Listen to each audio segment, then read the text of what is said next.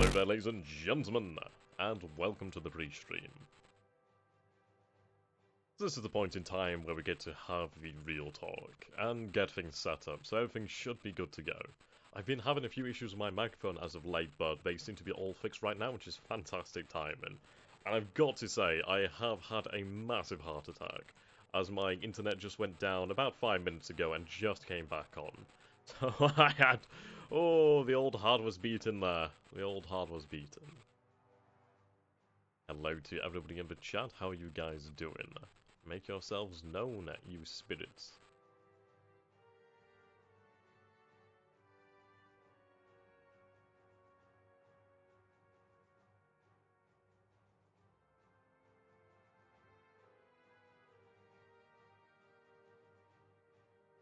Hello there, Pixel. How you doing, my friend? It's good to see you once more. Indeed, winter is coming.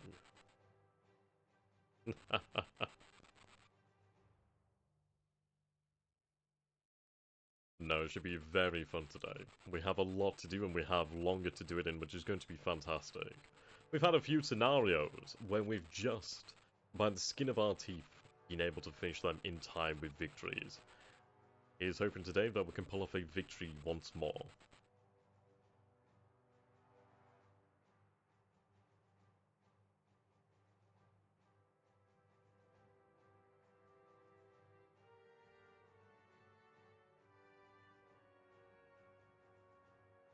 Hello there, Redster. How are you doing, my friend? How is everybody then? How are you all doing today? Apologies about that, just... I opened Twitter then and just started playing something.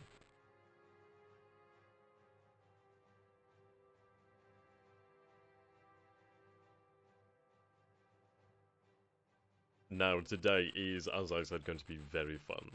We will have a scenario to play, but we will be going through the battle generation system first and foremost, just to give you guys out there an idea of how it works and how to set up a game. As, indeed, we have a release stream, so it's not going to be long then before the vast majority of you have access to this title. I can tell you it's really fun. I enjoy it. Oh, good for an old man. You're only as old as you feel, my friend. Only as old as you feel. I always found that to be quite good advice there. Hello there, Grey Knight. Good to see you once more. Definitely a familiar name there. Hello there, Lanza. Speaking of familiar names. Indeed. Going to be very exciting.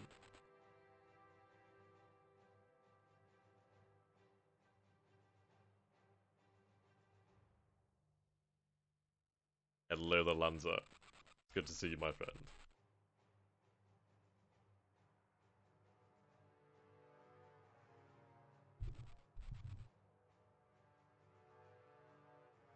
I tell you though, it is good to be back once more. I have very much enjoyed streaming Armored Brigade here.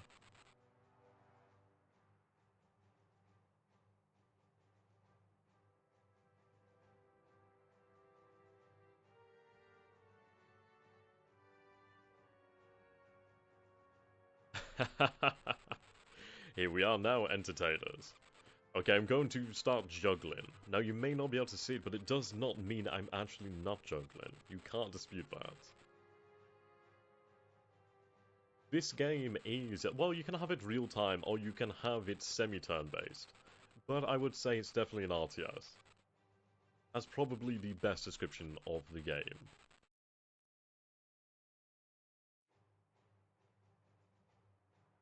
In a few mere moments, you'll be able to see what the game actually plays like.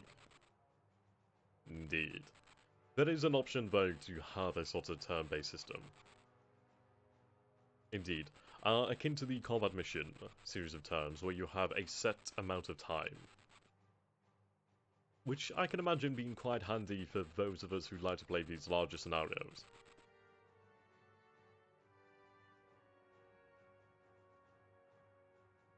Would definitely be worth trying out there.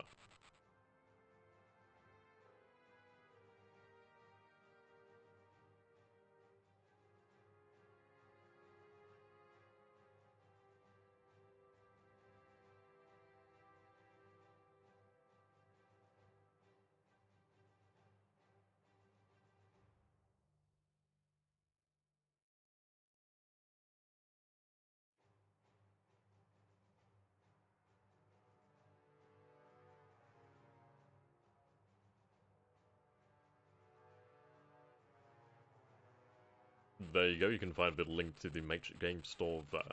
Hopefully that should help you guys out.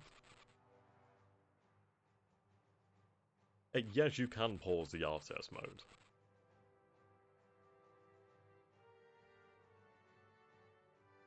Which is something that we do very often, in all honesty. It's definitely quite handy. You are most welcome there, my friend. I'm glad I can be handy and useful for a change. You know, it's not often I actually get to say that.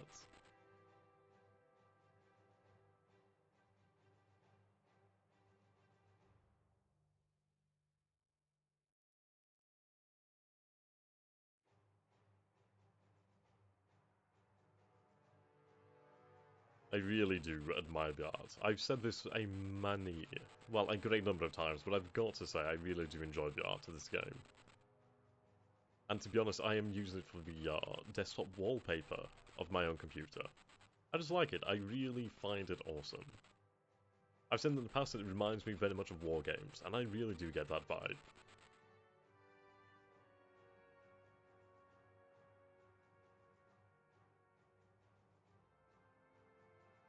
See, a game that this reminds me of would actually be World in Conflict, though of course that was a different sort of scale. But this is the sort of vibe I get, and I remember loving I remember loving World in Conflict. No, it's just that my account is a moderator, so I can actually post these links.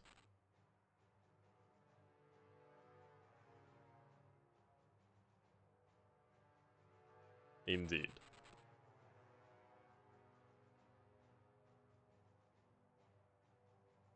Now, I'm sure there will be somebody shortly along from the Matrix team, Matrix delivering team, that will be able to answer questions. We will have developers in the chat as well who will be more than eager to answer your questions. That is if I can't do so myself.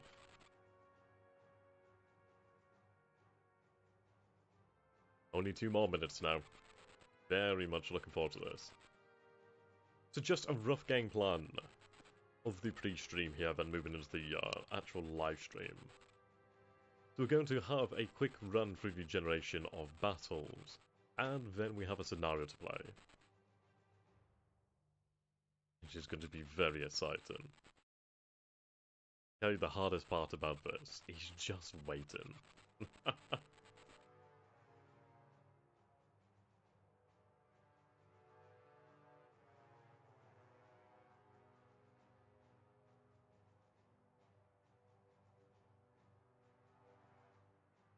I'm sure that will be one of the questions that the developers can answer.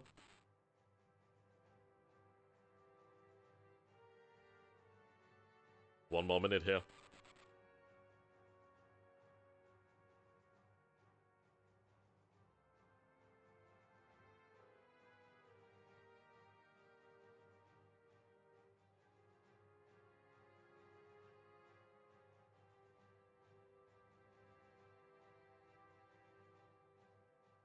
Hello there, Jaculus. How you doing, my friend? Hello there, Munin.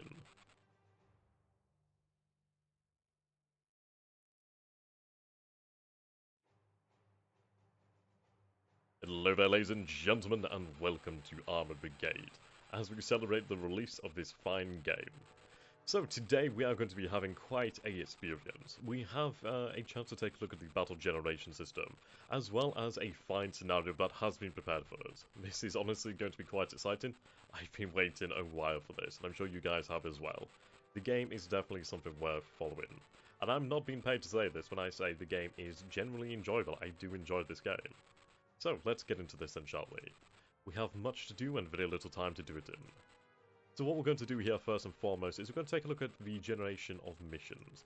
What I mean by that is something unlike a lot of other games that you'll see out there on the market, where you have these predetermined maps. In Armored Brigade, you do have the actual option to define and create your own map in a turn. Well, in a manner of speaking, really, which I find really quite fascinating. So let's see over here. For example, we have the map of the North German plain. You can see here that we have many different towns and cities as well as larger establishments around the actual map. Over here, like Münster. So for example, what we can do here is we can increase the size of the battlefield. If we put that to max, you can see here you can have quite large battles, with many moving pieces of course. So what we're going to do then is we are going to take a quick look at how the system functions, and really just see what opportunities the game does present to you. Armored Brigade is quite versatile, as you can have any nation faction, any nation. You can change the actual availability of certain units. Let's take a look over here then. We're going to have a battle set at Rothenburg. Here we go. So you can see obviously once the map here is selected, we do have some very nice details. You can see here, for example, the fact that you can have a mix of urban, rather open terrain, mixed terrain is going to be rather fun. What we're going to do then is we're going to go forwards here. So as you can see here, we have many factions available. We have the USA, we have the USSR, the Finns, the Federal Republic of Germany, the GDR, their Spicy Brothers, as well as the British forces, the forces of Poland, and I'd imagine there will be more factions to be added in the future. So what we're going to do here then is, first and foremost, we are going to take a quick look at the US Army over here, and we'll set up a little quick scenario versus the USSR. But what I'm going to do here, to make sure that we do have a very quick and dirty scenario, is we're going to go once again into the map list, and we're going to select Fort Irwin. But we will go for a very small map here. Something rather quick and rather brutal, just to really show off the fact that, yes, you very much can set up these scenarios. So we can see here, we have the map, obviously this is quite zoomed in. So we will be playing as the US forces versus that of the USSR. You can change the actual year of the scenario, which obviously does lead to some rather intriguing features, such as different units, which is rather fun. You have a lot of versatility here. So what we're going to do is we're going to go towards the 1980s. We'll select 1983, and of course we'll have this take place in July. You can select the time of day here, so we're going to have this fairly late in the day. About, yes, just coming up to 6 o'clock here. We have the weather as good. The terrain is of course desert, ground conditions are quite good here. No distraction. The temperature is extremely hot, wind speed is at random. What we shall do here then is we shall go through the type. Now what this means is that, well, it's really more of a, it's more of a guide really. So for example, if I have the armored over here, I'll have USSR faction here on mechanized. So if you take a look over here, so you can see command delay, 20 plus 20 seconds, 30 plus 0 seconds. How the command delay works is that your units operate in the battlefield. They must receive orders from their commanders. These orders can take time to be relayed through the appropriate chain of command, and this is modelled in the game, really. It's a very intriguing feature, something that can be really quite devastating against an opponent if you actually do take out their command structure. Let's go forward then, shall we? Now we can have a different form of battle. So we have the advance, we have the meat engagement, and we have the defense. Now of course, I'm pretty sure you guys can fathom what defense means. But if we take a look at the meat engagement, now this is a very small map over here, where you can see the fact that we have multiple objectives. This is represented by these blue boxes here, and what is rather intriguing is you can increase the number of objectives. But let's say that we have just the one objective over here. If we were to change this to a, let's see, we'll go to the meeting scenario. I'll increase the amount of objectives. You can see that some maps, obviously with the size of them, are rather difficult to get many objectives in. But how this works is you have a real objective and you can have potentially dummy objectives. So for example, if we're playing here against the AI, I may have an objective here, but this may in fact be a dummy objective for myself. In the point of view of the AI, what might be a dummy objective for me is in fact their real objective. So what this does is basically have the AI and player move dynamically across the battlefield, rather than just moving to predetermined points always, which I find to be rather intriguing. We are going to set up a meeting scenario here, which I imagine is going to lead to some rather interesting results. We can also change the point at which we start on the map. So we are going to start from the south. Okay, here we go. So we can change this, so from urban hills roads, urban closed, open and roads. And what we'll go for is the open and roads. Of course, there's not much in the way of urban here. Opponent objectives, of course we can do the same. We will have the water as fordable. There we go. Now, of course, what we can do here is we can actually give the AI something of a bonus. We'll increase their combat power to 20%. And as you can see over here, we have force type armored, force type mechanized, unit selection manual, unit selection automatic. What this means is basically, if I was to go through here and select automatic, this would automatically pick me a force comprising what would normally be found in an armored battalion. Now, of course, if I go to manual, I can actually select my units myself, and this is more so an advisory. But if you look down here, this is where it actually matters. So, for example, you see here that we have the mechanized. Now, the mechanized forces, the mechanized type, has an increased amount of mechanized forces availability. So how this functions is really you have your points over here, your combat power. Now, this is broken up. So, for example, you can spend 70% here, 70% here, out of the number, well, out of a total of 200. So if you take a look over here, so we have 100% in our armor, and 70% over here as opposed to the USSR. So it can be very interesting. You can definitely tweak this to your liking. You can tweak this as of now as well, which is always a good thing. Let's see, we'll go forward to the next section. And as you can see here, we have 112 points in the reconnaissance category, 124 in the infantry, 896 in the mechanized, 2,214 in the armored, 336 in the support category, and 672 in the aircraft category. So this is a rather interesting system. It's very similar to a combat mission game if you've ever played any of those. That's probably the best way I can describe this. So what we'll do then is we'll quickly set up a battle here, and then we'll be able to move on to a predetermined scenario, well, a design scenario. But we can definitely do some quite interesting things here. Okay, so we're going to take our dismounted scout sections. And what we'll do over here, considering that we only have 224 points, is we'll take a infantry platoon. There we go. And then over here in the mechanized, let's see what we have available. So of course you can see here the individual units, you can see their speed, their armor. So this is versus kinetic, this is versus chemical. You can see their weapons, which is all very good information. definitely good information.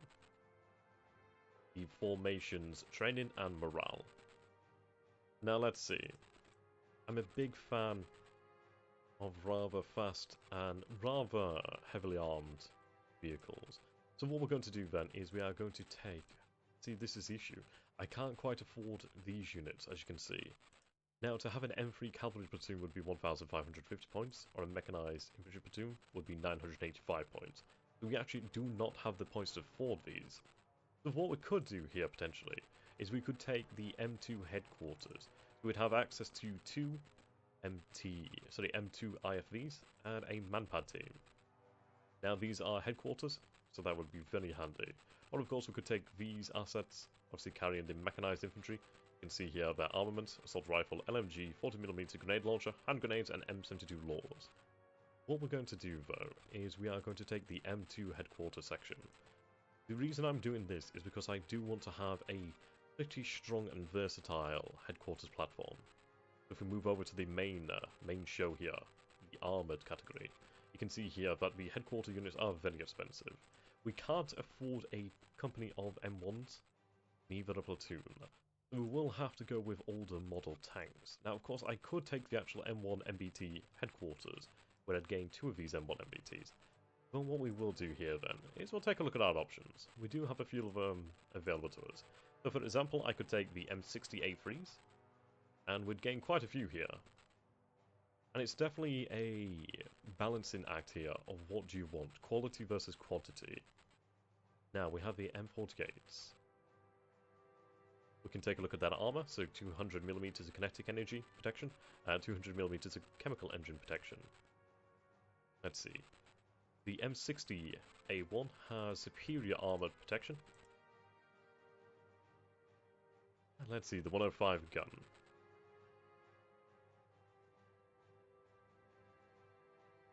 Right then. We are going to take the M60A3 with the DTS. We'll take that as a tank platoon. So we'll add that in here. And as you can see here, we still have 1,228 points. We can't afford anything here as of now. So what we could do here is we could drop the M2 HQ. That does open up our points here. But the issue is, obviously, I need to have some headquarter elements in here. So how do we manage this? It's actually rather fun. So let's see, we have an M48 HQ, over here. So what we could do then is add that in there. So throw that in. And you can see that's 397 points. So we'll throw that in there. So that does leave us some with points remaining. So let's see what we could do with those. Now, I could have the M163 ADS, a manpad section AT. Multiple options here. Mortars are always very, very handy. But I think what we're going to do here is we are going to take advantage of the SPAA. We can't quite afford this. So what I'll do here then is actually, we'll take ourselves some manpads. Actually, no, we'll take the SPAA. At least then we have that mobile protection. I'll take 2 sections of this. Now if we take a look at the air, this is where things get rather intriguing. We have Cobra attack helicopters. We can't afford a 10. Not quite. I could potentially drop some points, but we will be lacking on the ground here. See their armament? They are armed with ATGMs. We do have the F4E Phantom 2. Or the Corsairs. I think the Phantoms are probably the better option here. They have cluster bombs, they have rockets, they have the 20mm Vulcan cannon, and they have air-to-air missiles. So they could be very handy, very versatile gunships there. Well, very versatile platforms. But if we actually take a look at the gunships, now these helicopters can remain on station for quite a long time, which is very handy. We do have the rockets here. We do have ATGMs, which is quite important. 40mm grenade launcher, very nice. I think what we will do here then is we will take the AH-1P, so we'll take a section of those. Now we do have some points remaining here for some scout helicopters, so we will take them as well. And as you can see here, we no longer have any points remaining, and we've set up ourselves for battle. Now I have not taken any artillery as of now, but we would have that option if I was to spend the points. We'll go forward. Here we go. So now we have an option here to actually change over the USSR's training on morale, or of course our own. What we'll do here then is we'll have a player character. Now, well, we do have that option. So how the player character works is, for example, a unit on the battlefield would be considered the player, basically the commander. And if this unit is destroyed, then the battle is over. I'm not going to take that, but what I'm going to do here is always play enemy sounds. What this basically means is you will always hear the enemy even if you can't see them. In my opinion, I think it makes the game a hell of a lot more atmospheric, but that's definitely up to you if you'd like that option or not. So here we go, we have the Fort Irwin National Training Center. You can see the sector here with coordinates. The mission is meeting, there's no defense, and I start on the south. Let's go forward, shall we? Right then, so take a look at the actual battlefield. So you can see just how small this section of the map is compared to the rest of the map. And righty, oh, I'm just going to pause the music here. And let's get into this then, shall we? So we can see that we have our deployment zone. Now how this works is, for example, we have our normal units over here, which will deploy in this zone. However, the reconnaissance forces will start in this forward deployment zone, which is actually very beneficial. So for example, if you were to throw some more points into the scout section, into the reconnaissance section, you could have some very powerful vehicles out here, able to be deployed as you would like them. So let's take a look at the actual map here, shall we? There's a number of ways I should take a look at this, and one of my favourite would be the isometric view, which in my opinion definitely does make this game a hell of a lot more impactful on you. So for example, you can see here we can increase... There we go. Now this makes it easier to see what's actually going on, and in my opinion I do quite like that. So we are fighting here on Mars, it would seem. Now if we go back, we can take a look at the actual height of the map. Of course, the higher it is, the darker the colour. Indeed. So you can see that the map here is rather flat in the centre, and quite high towards the edges. Now this obviously will have an impact on the game. We can also play this in map mode, where of course you'll be looking at this as if it was some kind of road map. Indeed. Right then, so how do we actually want to deploy? So for example, I can go down here and I can bring up the line of sight tool.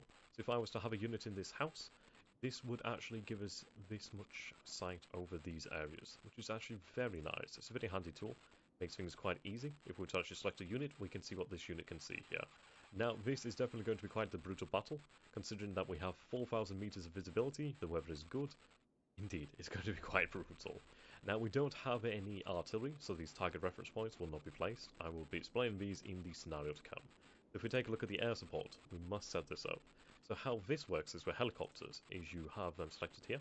Notice that we have the arrow down here at the bottom. If you click here, and then we can set up where the helicopters will actually appear.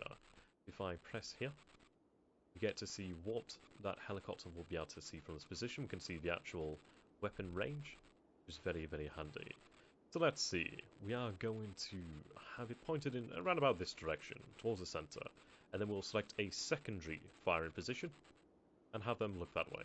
So see, they're now waiting, and they will deploy once we call them. Now with our scout choppers, we'll have them deploy potentially over here. In fact, I don't like that position, so what I'm going to do is I'm going to change that. There we go, that works for me. Change that again. Beautiful. Okay.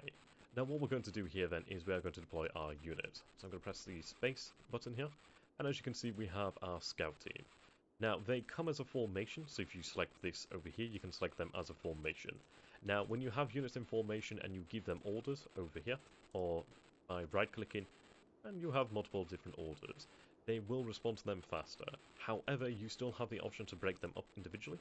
What we're going to do here then, considering that we start pretty, it is actually a nice start here. You can see the enemy is probably going to be just beyond this area as well, as we are going to have one of our scout sections moving up into the actual buildings themselves. What I'm going to do is reattach them so they will function together.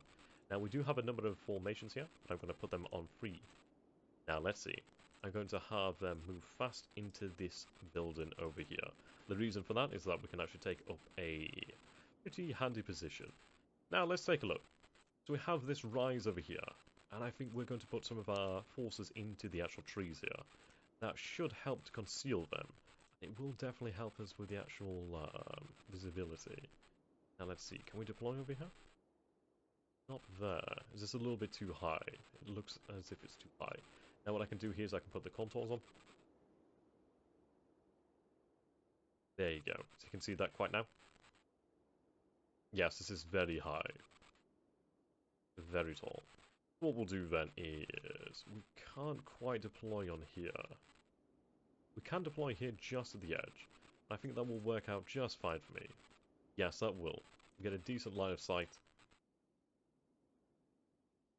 And we'll do the same over here. Not as good as the terrain is a bit higher there. Let's try from this position, shall we? Better. That will work for me. Now, of course, we do have our other units over here. So we have our M60s, which will be used rather effectively, I do hope. We have our platoon. What I'm going to do then is actually have the platoon deploy in a wedge formation. Let's see, I could do with actual space to deploy them. So we'll have them deployed over here. Now, what I can do is I can actually reduce that spacing or increase that spacing, which is also very handy when you're facing artillery. What I'm going to do then is I'm going to have them operate. Actually, let's see. A V formation, I think will work quite nicely. We'll have the lead tank at the rear. And let's work with our headquarter units. There we go. Fantastic. So now we select our HQ, you can see that this is the command radius. In this radius, you'll be able to see your units respond to orders significantly faster than they would outside of this radius. So what we may do here then is actually have our unit deployed in the center. Though of course we do want them to be somewhat hidden. If we take a look at the actual height of the map, you can see here. Let's see, what is our height? The height is 135 meters, 152. Yes, they will be behind cover from here then. If I was to take a look, indeed. But to be safe, we'll move them just a little bit further down here, and then they should definitely be safe.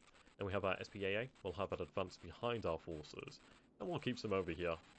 And of course we do have a small infantry platoon. What we may do with this then is in fact have them move up from over here. It is going to take them some time to make it to the actual town, or to the actual outpost over here, but they will make it. There we go, beautiful. Well, in fact, I think I will have them over here just so we can have some more effective weapons. What we'll do then is move them here. We'll change our formation, I think, to a wedge to better cover the headquarters in the center. There we go. And let's see. will give orders for contact. So what these guys will do is they'll begin to move, and when they spot the enemy, they will engage. There we go, so we'll start the battle. And we can see here already we have some inclination of where enemy units are. So what I'm going to do is I'm going to call my gunships in already.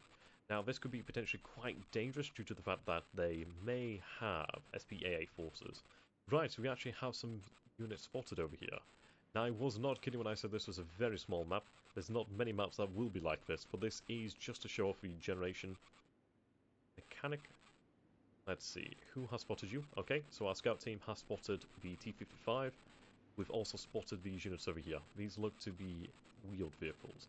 We can see that our M60s have also spotted that. So they're going to open fire, as you can see here from the blue line. There we go, we have a shot out. A miss there. Indeed, another T-55. I was not kidding when I said that this would be a brutal battle.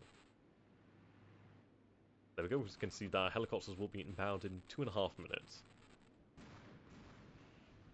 There we go, you can see our MBT is taking fire. We can see that we have lost one already. We have destroyed an enemy vehicle, but yes, this is where having the numbers would be superior to having the quality. If we take a look over here, we can see that our tank over here at the front, he does not have line of sight over here. It seems that the rise is just a little bit too much. There we go. So that is how you generate a battle. So what we're going to do here is we're going to go to the actual main show, which would be our scenario to play today. And that is going to be the Creeping Tide. After a week of grinding forward through the stifling American defences in the Fulda Gap, Savushkin's motorized rifle battalion was pressed to begin a hasty attack south towards the Vreden piecemeal, with the forces they had at hand. The Soviet tide at the Battle of Fulda was at hand, coming to a climax when the tanks of the 10th Panzer Division clashed in a melee of massive scale. So, you can see here that the Federal Republic has slightly increased training and morale, as opposed to ourselves. But we will succeed, comrade, as we will be playing as the USSR. Now the USSR does have some very mean equipment. Indeed, so let's take a look then. So starting the scenario, we can see here that we are playing on a larger map here. Not too terribly large, this is definitely going to be quite the melee. We do have T-62 wheels. Indeed. Okay, SPAAs, BTR-70s, T-62s. We do have T-80Bs. Now these things are quite powerful. And that does make me wonder, are we going to be facing off against Abrams? Potentially Leopards. It may be Leopards. They are still quite scary. We can see here that these T-80s do have night vision out to 700 meters. Now considering that it is 5 o'clock in the morning here by now, we can see that the visibility will increase. For the time being, visibility is only 1,348 meters. The wind is weak and coming from the north, the temperature is cool, and the ground conditions are good. Let's see here, what do we have in terms of support? We do have 2 Mi-24Ds. Now these things are beautiful and in my opinion some of the best looking helicopters ever designed. They come here with the 57mm rocket pods, the AT2C Swatter ATGMs, 4 of those each, and they carry the 12.7mm Yak-B Gatling. And of course we have the MiG-21 Biz, the 23mm cannon there, as well as some pretty much standard iron bombs, but they will be quite effective. In terms of artillery, we have 18 pieces of artillery available here, 756 high explosive rounds, and 108 DP-ICM rounds. Now these things are incredibly important. We do have 54 illumination and 162 smoke rounds. Now let's take a look at the actual battlefield itself. So we'll approach this and take a look at this from an isometric view first and foremost. Okay, so if we take a look over here, we can see that we also do have some major crossing points. These appear to be bridges from what I can see here. Now, our forces obviously start over here. We do have this town under our control as we have some forward operating units here. Though that may change rather quickly. There's no objective here. We have our objectives here at Roman, Fyodor, and Olga, which is going to lead to a very bloody scenario. And and this is going to be rather painful. So if we take a look at the actual terrain here, you can see the terrain is actually very, very hilly. This is going to be rather intriguing then. So as we can see, we do have some small valleys through the hills. It is going to just being somewhat funneled. Well, we will take this scenario at a slower rate than we normally would do. We have more time than we normally would do to actually get this done. So we'll enjoy that. You can see here that we do have larger buildings on the outskirts. Large building over here, which is very attractive. That one could be quite dominating. Pretty tall, seems to be in a good position to actually take a look at what is available here. Right. Okay. Let's take a look at the actual height then. Yes, indeed. So you can see here that the actual river does present the lowest part. We can see that it's, yes, indeed, the valleys. Right, so this probably would be the best place to approach from. Though, if we approach from up here on the heights, we do obviously gain the possibility to see over here. From what we can tell, our position is the highest over here. We do have a height advantage over the enemy. It's going to be quite important. Let's take a look then. And of course we do have the map, which is actually really nice. I do like this. I think it is very, very easy to see what's going on. And for those of you who enjoy this, then the option is definitely there. So we can put the contours on. And indeed, it's just like orienteering.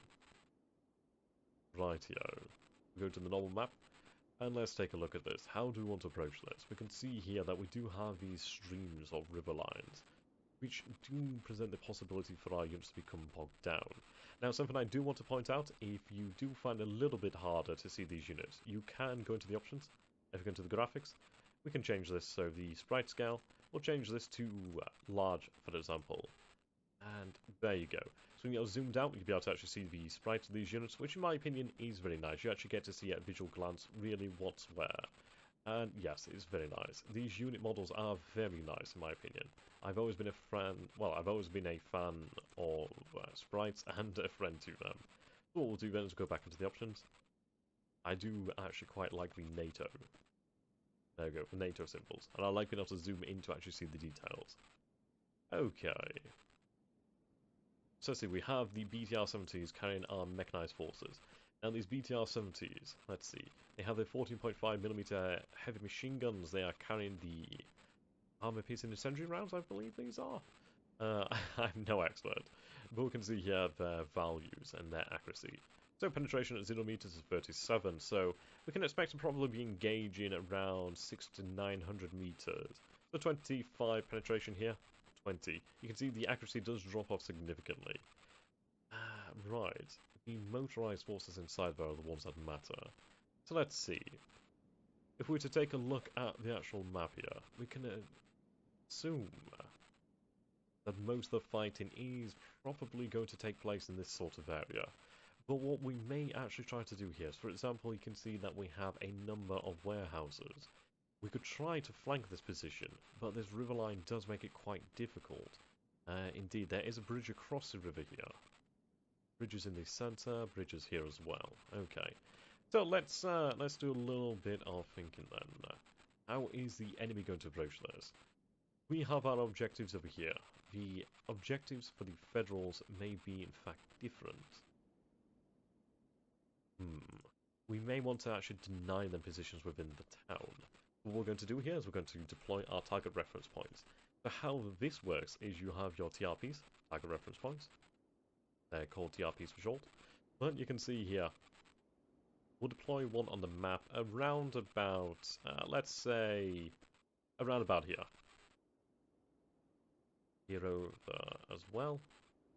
There. And there. Now, here. And about here, roughly. So you can see that we're out of target reference points. What this does is it allows your artillery to fire much faster. We'll have these target reference points. We'll be able to actually have the fire solutions worked out much sooner. What we'll do then is we're going to our artillery. And we're going to set up our actual fire missions. And I really do enjoy this part. It's honestly one of my favourite parts. So we're going to name them Moscow 1.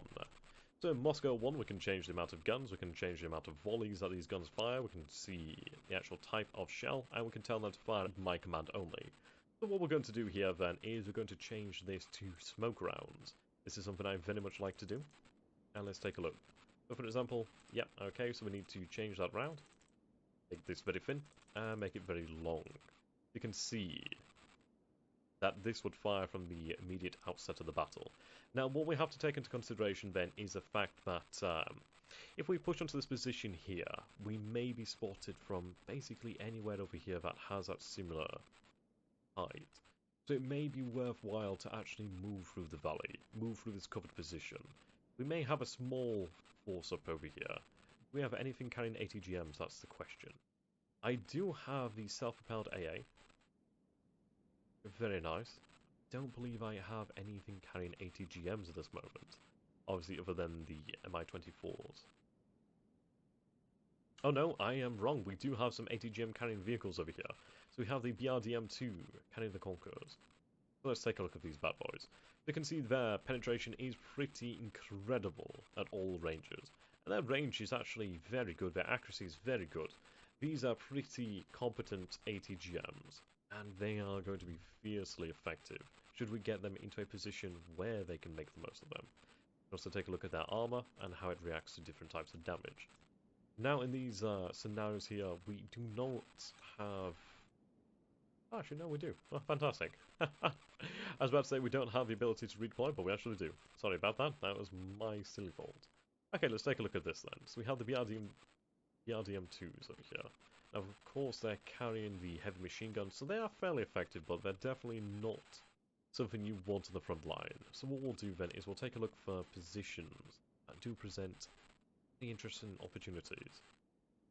You can see here, for example, if I was to have them in the woods, we would have some visibility out over here. That would cover the town, but not much else. Let's see. I'm looking for something to actually cover the vast majority of the map, ideally. Okay, now this is looking promising. Yes, this position is looking fairly promising, however it could be very vulnerable. So let's take a look then. I think what we may do is have some of our units deploy over here then into this tree line. What I'll do then is I'll take one of these vehicles, we'll have that deploy over there. You can see here, concealment is 45, and we can see that the infantry traffic ability as well as the vehicle traffic ability is a different order of magnitude here. So our vehicles will have a much harder time to actually move this type of terrain. So we do have to bear that in mind. What I will do here is potentially move them a little bit further back, make them a little bit harder to spot. But from this position, right, from your position here, you can't see too much. Let's see. We'll move you over here and see what you can spot. Okay, that's better. You'd be able to cover this position here. Let's see if we can find anything superior. Move you over here. Okay, a little bit better, but we can try for something else, can't we? Okay. How do we want to do this? The towns are going to be incredibly important at the end of the day. I think what we may want to do then is potentially make a big push towards Fyodor and Roman. The reason for that is we have two of our objectives over here, two of our three objectives. We may make a push towards Olga in the future, but we are going to be facing Panthers, aren't we? So this is going to be rather dangerous. And to be honest, if we work within the tight confines of this actual town over here, that may be very beneficial to us. We do have motorized forces over here, well, mechanized forces. We do need to get them into the actual town itself. Let's take a look at how we want to do this. Now, we do have this very low relief terrain, which is going to be very beneficial. So what we will do here then is we're going to go into our artillery, and we're going to take about 4 guns here. We'll set up a number of volleys. That will put down about 16 smoke shells. I'll put that down to about 12 smoke shells. And what we shall do... Actually, no, we'll increase that to about 4. 16... 20 smoke shells. That should do quite nice there. Indeed, it is a pretty sizable town, my friend. It is definitely sizable. Now, in the actual town itself, it is going to be harder for our units to be spotted, but I think what we need to do here then is, let's take a look. So, from here to round about here, we could do a cover it in smoke, ideally. So we'll do just that. we'll have them drop smoke rounds over this area. So we'll set up our second fire mission, Moscow 2. There we go, same orders. Have that about there. And what I'm going to do then is we have 10 guns remaining. What I may do is actually set up a third fire mission, Moscow 3, and have them fire off smoke rounds. That would leave us 6 guns available. The reason I'm doing this is because at least this will cover our advance into the town. I think once we secure a position here in the town, we'll be able to set up quite a effective defense. We do have some very large buildings here at the center of the town as well. Let's see, what is their height? Their height is actually pretty good. Yes, they're actually taller than the houses around them. That's going to be a very important position. There's also one over here. Yep, warehouse. These are very large warehouses. They're going to be quite important. We do have a number of houses over here as well, which is going to be rather intriguing. Let's see. We do have another 6 guns remaining to us. And we'll have another mission here, Moscow. Oh, I should have renamed you. Ah, that's my bad. Pretend that was Moscow 3. I forgot to put the 3 on there. What I'm going to do here is I'm going to take myself some high explosive shells. So you can see that we have 756 of them. Now, high explosive shells are, of course, quite dangerous, but they're not particularly dangerous unless they actually score direct hits. What I'm going to do here is I'm going to increase the amount of guns, so 6, and I'm going to have about 15, now let's go for about 100, yeah, 102 shells, so we'll have 17 volleys. What I'm going to do is actually increase this to a maximum size, and as you can see, it doesn't cover a large area, but it's good enough. So I think what we'll be expecting here is the enemy to arrive in this position. Now, if we take a look at the actual choke points, we do have the bridges over here. There is this road down into the town. I think what we want to do here, then, is potentially cut off their entry into the town. They do have a main road here, which they could use. Though I would suspect they do have a road over here as well. I'd imagine they will be going through a covered advance. So what we could do here potentially is we could drop a number of high explosive shells into this area, which would have the potential to set housing afire. But I think what we'll do here then is I'm actually going to target this area. The reason for that is it covers the main road over here. I'm going to position round about here. There we go. So once the battle begins, we'll have these fire missions fire off. Now 100 high explosive shells into this area. It may not actually kill anything, but it should actually possibly disrupt their movement. I think with the smoke firing off over here, we'll have our units moving ASAP. So, let's see about this then. How do we want to do this? We have our BRDM-2 reconnaissance over here. I may use our BRDM-2s to actually take control of this. Now, that's actually in a decent position for keeping an eye on the town. What I may do then is actually place another one here. Let's take a look. What can you see from this position? You can actually see a little bit beyond here, which I'm happy with. Let's see. We do have a number of BRDM-2s, so these are going to be quite handy. Okay. Indeed, the UI is pretty easy to use. It's not really an issue with it. Not that I can find. I've found it quite easy to use, and I've had a relatively... well, not really lengthy, but I've had some time with it. It does not take long, in my opinion. Let's take a look then. So we have the BMP. Now these are very, very nice. Okay. Now we're talking. This is what I was talking about when I said that if you have something beefy in your reconnaissance section, you can definitely cause some damage. If we take a look at this, we have the 73mm 2A28 gun. We have the 85 Spandrel ATGM, which are going to be very nice. Let's take a look at the BMP 1P.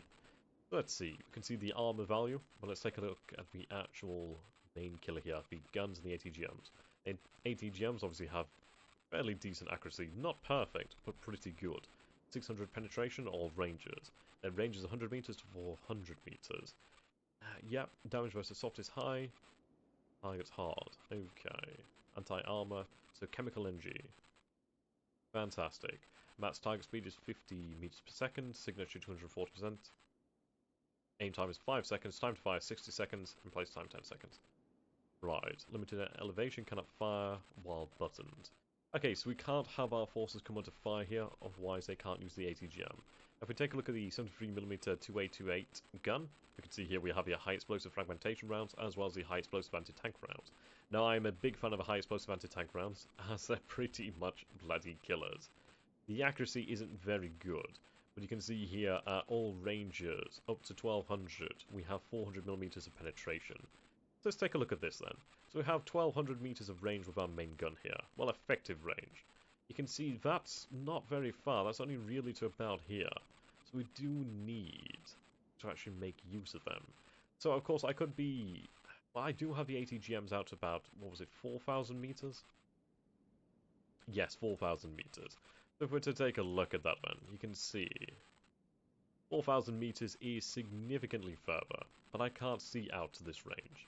Now the ATGMs have a range of 100 meters at minimum, so that's fine, we should be able to make use of them. Now I could move my BMPs into the actual city here, where they could potentially be quite useful. The thing is, I don't want to lose them. They do have the scout team here as well. Now what I could do here is I could tell them to unload their scout team. And now I'm presented with a few more options here. Don't lose those BMPs before they can shoot off their ATGMs. Yep, definitely. This is when I'm talking about these scout teams. Let's take a look over here then. So if I was to deploy them in this building, let's take a look at what they can actually see from this position. So from their position here, they do have sight into the town itself, but nothing much else. We do have a large building here. We do have that warehouse. Could I deploy them in the warehouse? Let's see. We do have that ability. Now, they can't see anything really from this position, but if I was to move them forward over here, once the battle begins, I think we'd definitely have a much different perspective on the battle. So let's see, we'll move them quickly, and then we'll have them orientate themselves, well, this direction. So from that position there, they should actually be able to see quite a lot of the battle. If you take a look, we have our scout team over here, so let's just, yeah. Put that down to normal. Oh, about there. You can see that with them in this building here, they do have some pretty good line of sight. The terrain does dip over here, so this is actually going to be a good position potentially. We do have a number of other buildings that we can occupy, so it's worthwhile doing. It's worthwhile to take a look at the actual map and to really find these positions on the map to take advantage of. Okay, I am still thinking of using one of these buildings. The reason for that is it's some good protection. It's some actual elevation. It's very nice, and they're not very likely to be targeted, per se. Take our other BMP-1 over here, and we'll unload the scout team. Now let's see, from your position here, what could you see? Nothing much. Now we do have these buildings. I could attempt to have them move through the town. So for example, I could have them start about this position and then move towards the town. What we have to bear in mind is that the enemy will be deploying in this zone as well. So they could deploy up to this point here. So we have to be quite careful. This is why I actually favour deploying my forces in buildings ahead of time. Yep, okay. I'm fine with that. We get decent vision on what is actually within the town itself. That does leave us with our two BMPs over here. And we can use them without the scout teams quite effectively. Okay. So even from their position here, they do have some good line of sight over into the town. But I would like to keep them alive. I think what we'll do here then is we'll actually have them operate and move towards the buildings here. Now this will fire and be full of smoke rather quickly, but it will take some time. Right, fire, smoke. When it's ready, obviously it's going to take some time to adjust. But we want to get them into the actual town, so I'll have them move in and take Roman. And from their position there, we can then have them move into the actual centre of the town itself. And in here, we do have a number of streets where we may actually be able to have them hide behind the houses and really line up shots up and down the street. That's going to be rather intriguing. Now we have the BRDM2s over here. I think I'll keep them further afield. Their machine guns aren't going to be any use. And it would hurt if I lose them, but it's not going to hurt me too terribly much if I lose them. Let's see, I could deploy you over here. Now you don't really have much line of sight from that position, do you? Okay, let's see. I could have them actually advance into the town. But I'm going to keep them back. I think I'll keep them in this position here. At the end of the day, their job is to just give me some sight. What do I have here? We have a cemetery. Do I hide in the cemetery? We could hide in the cemetery. Very ghoulish. But hey, who knows? The BRDM2s may be there rather quickly. Okay, nothing much there. Now, I may have you actually start to this position and actually move into the centre of town. It may be worthwhile to actually get something there. Fairness. Or, I could have them potentially out here, but they're very likely to be spotted. Let's see. I think what we'll do then is... Let's see, what is this position like? From here, you do not see anything. Rightio. What we'll do then is we'll have you actually advance into the town. Okay, yep, so we'll have you scout towards the centre of the town here. Then, of course, we have our T-80Bs over here. We have T-64s, we have the SPAA, the BMP One Piece. Now, these things are going to be awesome. Love these things. Okay, so down here in the south, we do have the BTR-70s, obviously not as heavily armed or armoured. Right, let's see.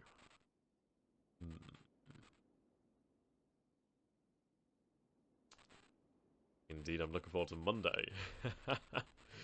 Right, so there's T-62s. Now, I favour actually moving down here in the valley. I would like to take advantage of that. So something I'm going to show off soon is the standard operating procedure, which is going to be rather important. Now, the T-80Bs may be worthwhile to actually lead the charge, but let's take a look at our T-64As. They're pretty effective in and of themselves. Definitely no pushovers. The armour here, let's take a look. So they have 430mm of protection at the front of the hull versus, of course, simple shapes, it seems. Oh, okay, so this is the actual shape of the armour, simple shape, complex shape. Now, versus kinetic energy, 430mm, chemical energy, 500. Yeah, very, very dangerous, very effective. But, of course, let's see, could this kill itself? It could do that with a frag, the APFS-DS.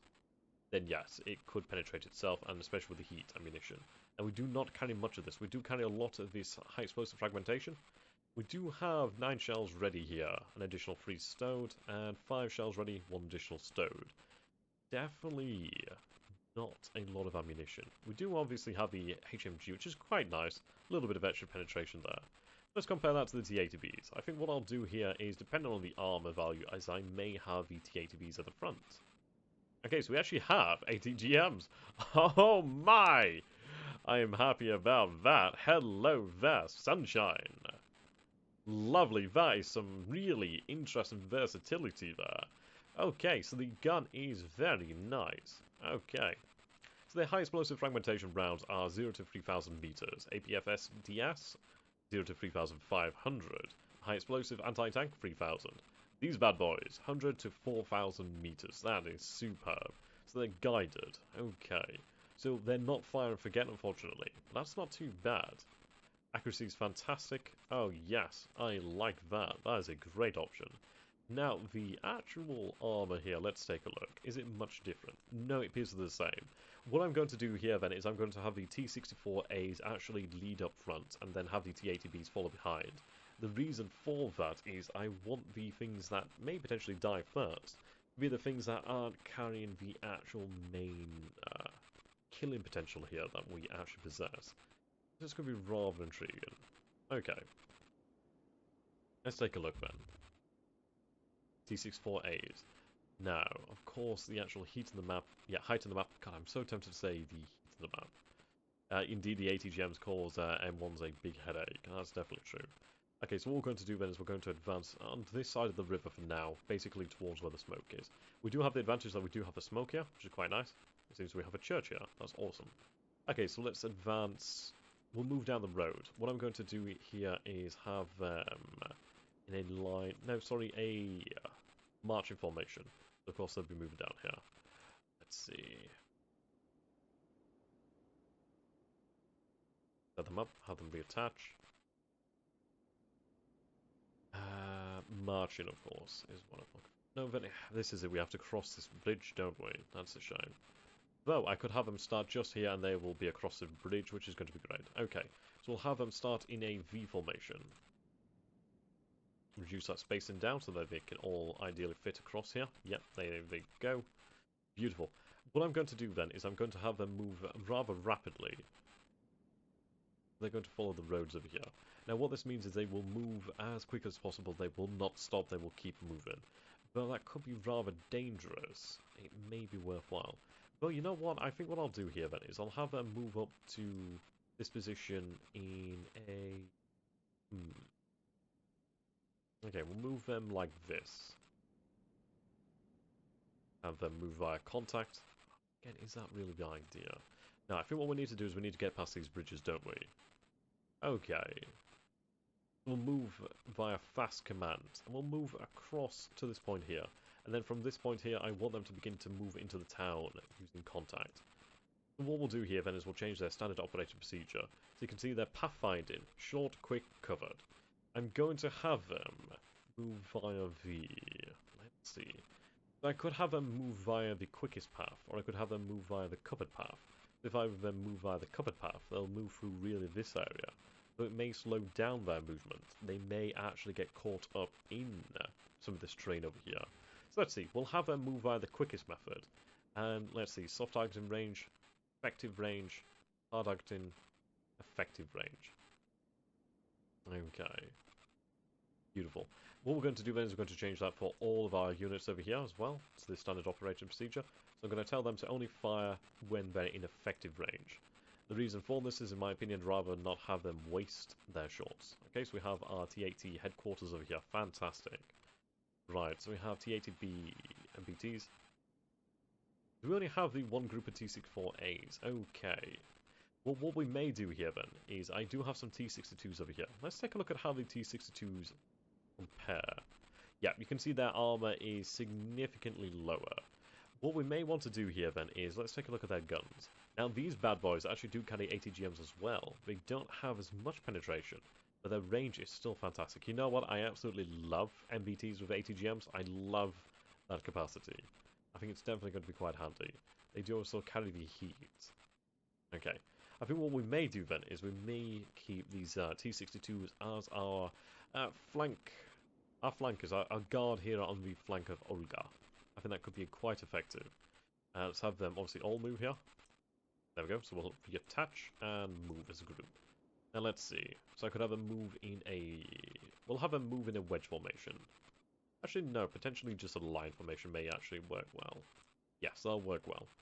Okay. Let's see. Now, something I want to actually point out is, let's see. I'm going to go into the orders here.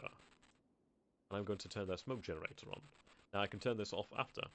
But what this will mean is, as these units move forward, they will start to actually release smoke onto the actual battlefield.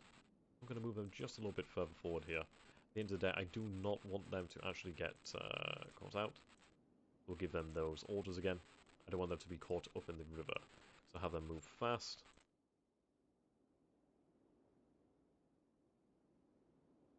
Right, and then contact from here. At the end of the day, if they're being shot at over here, I'd rather them actually just make it to cover. Check. They're going to go quick, effective, then smoke generators on. Fantastic. Okay, so we have our T-80Bs over here. Let's just line those guys up. Headquarters. Now, I could actually move this way, which may be a more effective method to make it. At the end of the day, I do believe in this area here. We do have the smoke that will covers here, so that should be quite nice. Okay. I think at the end of the day, I do need to take advantage of that smoke. I don't think the enemy will have many units up in this position, so I think what I may be better off doing is potentially deploying and advancing down this way. Though, of course, we could move through the centre, but if we move through the centre, we do open ourselves up to much more danger. Let's see. I'd like to take the covered approach. What we'll do then is we'll have them in this position here. So I'm going to have them... Let's see. Reduce that spacing. Reduce that spacing. Actually...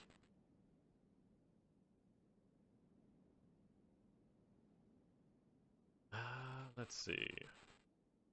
Wedge formation. Yeah. I think we need to have them move just in a wedge for now.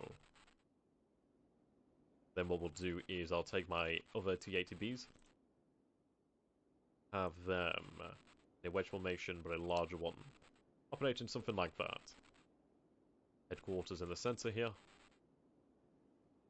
Then we can have at the rear the BMPs. Now the BMPs are going to be rather interesting. Let's take a look at them. Okay, smoke generator, NBC protection. Let's see. Night vision, they don't have it.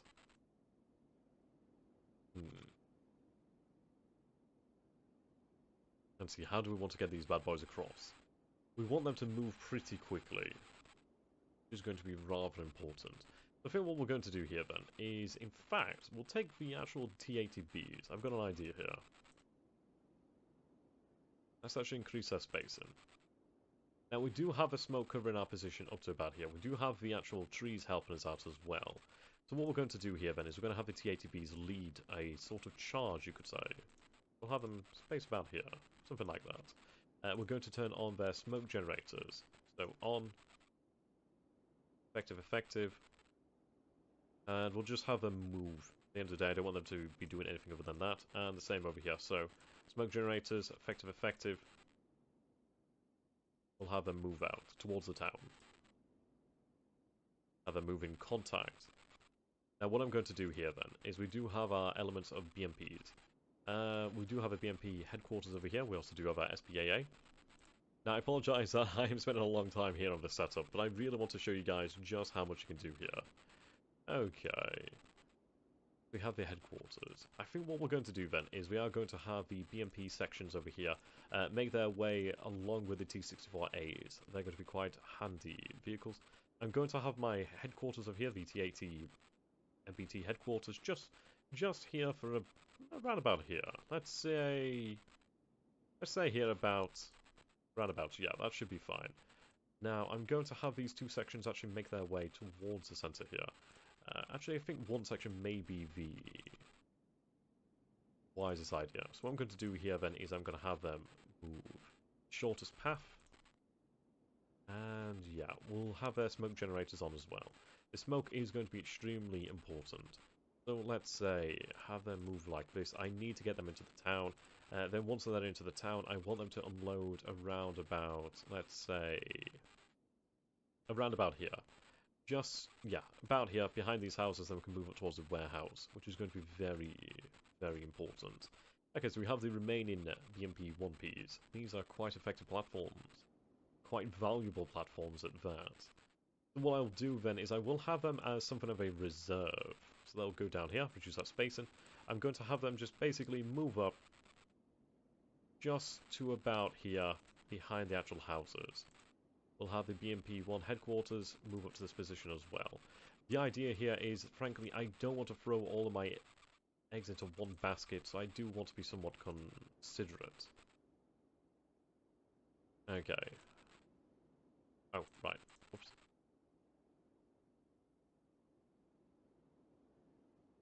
There we go, the actual command. Reattach. Have advanced to this position here, actually. Beautiful. Right, and we do have our headquarters over here. Fantastic. Now I'm going to have these guys actually haul ass towards the actual town here, towards, let's say Roman. Towards Roman. Unload in this position here. Though, to be fair, I could continue to push up towards this actual area of town. I think we'll see how things go, and then we'll change them as we go. Okay. So we have smoke generators over here at the front. I'm going to have my T-80B headquarters move up to this position here. Beautiful. Now, I do have the T-62s. I have the BTR-70 infantry. We also do have the Conkers ATGM carriers, which are going to be very nice. I need to find a way to make use of them. See, how do we do this? How can we effectively do this? I think let's take a look at the actual height of the map. This is going to be quite handy. So you can see here the height of the map is obviously quite advantageous in this area. So I think what we'll do then is to take advantage of that is I'm going to have these forces here. Let's have them reattach. Okay, and I'm going to have them. Let's see. Is there a way to cross over here? There's not a bridge across the river here. So ideally, I need to be on the other side. Can't just make it there. Damn. We do have an opportunity to move across here. The thing is, I don't want to move across the river and get stuck. We do have a bridge here, but the fact is I'm going to be moving out into the open. So what we may want to do here then is actually have them just advance up behind. And we'll move up towards this position over here. then ideally from this position we may be able to actually take a look at the approaches to the town. Frankly, we're going to have to hope for the best. That's pretty much how it's going to go here. Now I may move towards Olga. Possibly. Have them operate like so. Now, again we have the same issue as I'm not across here. We'll change our formation to a wedge. Actually to a V. There we go. Have you just move over there. Then what I'll do is, I need them to move into the center, but what I'll do here is I'll have these guys as a reserve. I want them to be a ready reserve for when things get tough, as they more than likely will do. In fact, I'll have you about there. We'll reduce that space in. Actually, have you about there, then you're out somewhat near to the road there. Yes, you can have deployed minefields. For example, if we were actually on the defense, we'd have minefields, anti-tank, etc., etc. So yeah, it's rather it's rather dangerous to be an attacker here. Okay, hide the missiles, build the missile, avoid the sanctions, survive. Indeed. Right, we have our BTRs. I think at the end of the day, we do need to move towards Olga. I could commit to one objective or both objectives. I'd rather not commit to both objectives heavily, but rather I'd like to actually have the versatility on opportunity given by reserves. What we'll do then is we'll have our reserves remain around here. I need a point to cross over here. So I could have, yeah, I'll have them around this point over here. Okay. Now I'm going to have them in a march formation, so like so. What I'll do then is reduce that spacing out there. That's beautiful. Okay, we do have a bunch of reserve forces over here. What I will do is I will have my SPAAs actually move up near the tanks, so they can actually be effective. BTR 70s, we have headquarters over here. BTR element. BTR 70s, additional T62s. Have additional T62s over here. Right. How do we want to do this? Frankly, if I move them up, we are losing potential. I do want them to be in a position where they can actually have a line of sight that may be... As you can see here, doesn't really get that until about this position. But really trying to occupy at this point would be advantageous. So I think what we'll do here then is I'll take these T62s. And in fact, I'll have them deploy over here. We may have to run the risk, but what I'm going to do is have them deploy here. And I'm going to have them in a wedge formation. Well, what they're going to be doing here is I'm going to have them advance towards this point. About there. Obviously keep an eye on this. Frankly, we need to have them on the flank, as they're not the best, but they do have some very interesting options given by the actual ATGMs. As for the other forces here, what I'm going to do then is I'm going to have them deploy about here in the march information. I do need to have some forces actually move into the town, but I don't want to have all of them move all at once. I'd rather do things piecemeal. Just keep them just in a cover position here. Frankly, I need to be somewhat careful that they don't all get spotted, so I'll have them spread out somewhat. What we'll do is we'll take this lucky force over here. They're going to be the ones to move into the actual town itself. We'll have them on marching orders, reduce their spacing, and what I'm going to do then is I'm going to tell them to haul ass into the town. They're going to haul ass to here, and then they're going to unload into the town and take control of the objective. I need to take control of these buildings, and then I might actually move forward to secure these larger buildings, these larger warehouses. Would be nice. What we'll do here then is we'll have these forces move forward with smoke generators on. Same as these guys, smoke generators are on. Beautiful. Now, I'm going to give you orders. Effective. Okay. So I want you to move using the... Now, there's not really much cover, is there? But I'll tell them to use moving the covered path, and ideally that may help them. But then again, we need them to move there quickly, don't we? So take the shortest path and get into there. Now, I don't have any smoke over here, so this is going to be rather dangerous. We'll keep our forces in reserve over here. I do have a headquarters here, so what we may do is actually have this one deployed towards the center, where you may actually be quite handy. There we go. Yeah, fantastic. We do have the actual armored headquarters. Now let's take a look at our air force. What should we do with this then? Let's see, this is going to be rather intriguing. We do have the Mi-24Ds. Now, how do I want to deploy them? The MiG-21, these forces are going to be quite nice. So how this works is, when you have your helicopters, they remain on the battlefield for some time. They remain until they're either shot down, or until they run out of munitions, and that's quite handy. But once they're gone, they're gone. Whereas actual aircraft do have a chance to actually reorganize and come back to the battle for multiple runs. That's always a point to remember. Now, helicopters can only move to designated points, so we do have to be quite careful where we do deploy them. So let's see, we may deploy them potentially over here. I think what we need is lots of open terrain. That's where they're going to be very effective. If I was to, let's say, have them operate over here, yeah, you can see they can't see much. Let's take a look at the actual height of the map. I'd be better off over here, where the height is going to be very useful. We'll do that. You. Let's see, about this position. We can see the town, but not much beyond that. Possibly this position here. They do have line of sight over the town, but it's not really very good, is it?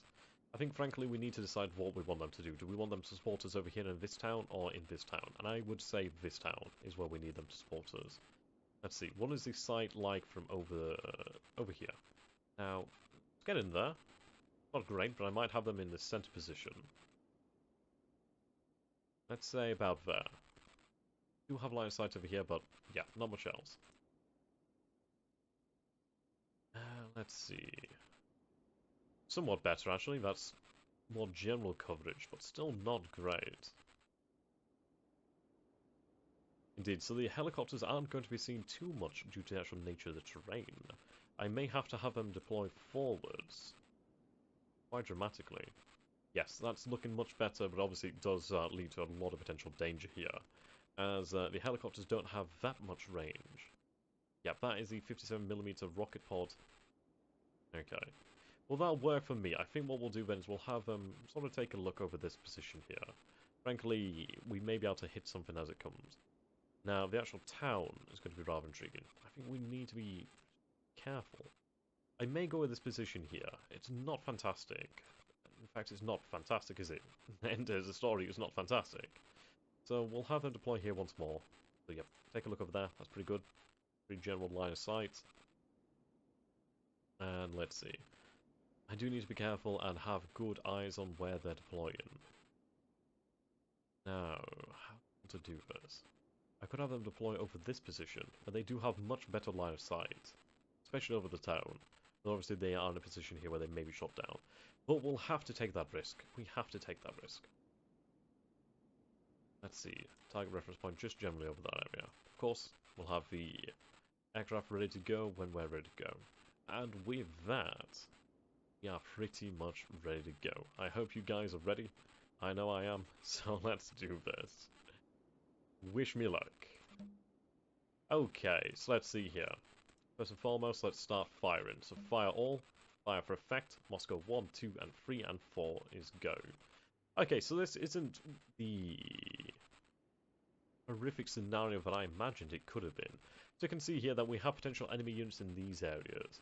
That's not too bad. Nothing that we know of as of yet. Let's see. So, battle begins. You can see the smoke generators are in effect. Who do you belong to?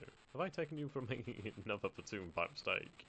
I think I generally have, haven't I? Oh well, we'll use this as a reserve. Okay, now I do want to show you guys that I can go into the options here, and let's say... Right, okay, spotter ranges, waypoints, I'm actually going to change that to formations. Okay, you can see that reduces the amount of lines on the map as it's showing the formation movements rather than individual movements. Let's take a look at our units over here. I love the look of them. Definitely quite pretty. We'll have our shells land in here shortly, which is going to be very handy. Yeah, I do enjoy the zooming in every now and then. Just really gives you the scale. To notice that we do have the smoke generators on, so you can see here that we have obscurance. Oh, I think this is the platoon I took you from, isn't it? Ah, okay. Right, well, let's give you orders. I've actually kind of messed up on that by mistake, but we'll have you move in there. So you can see it's going to take 16 seconds for that order to come through. And that's fine.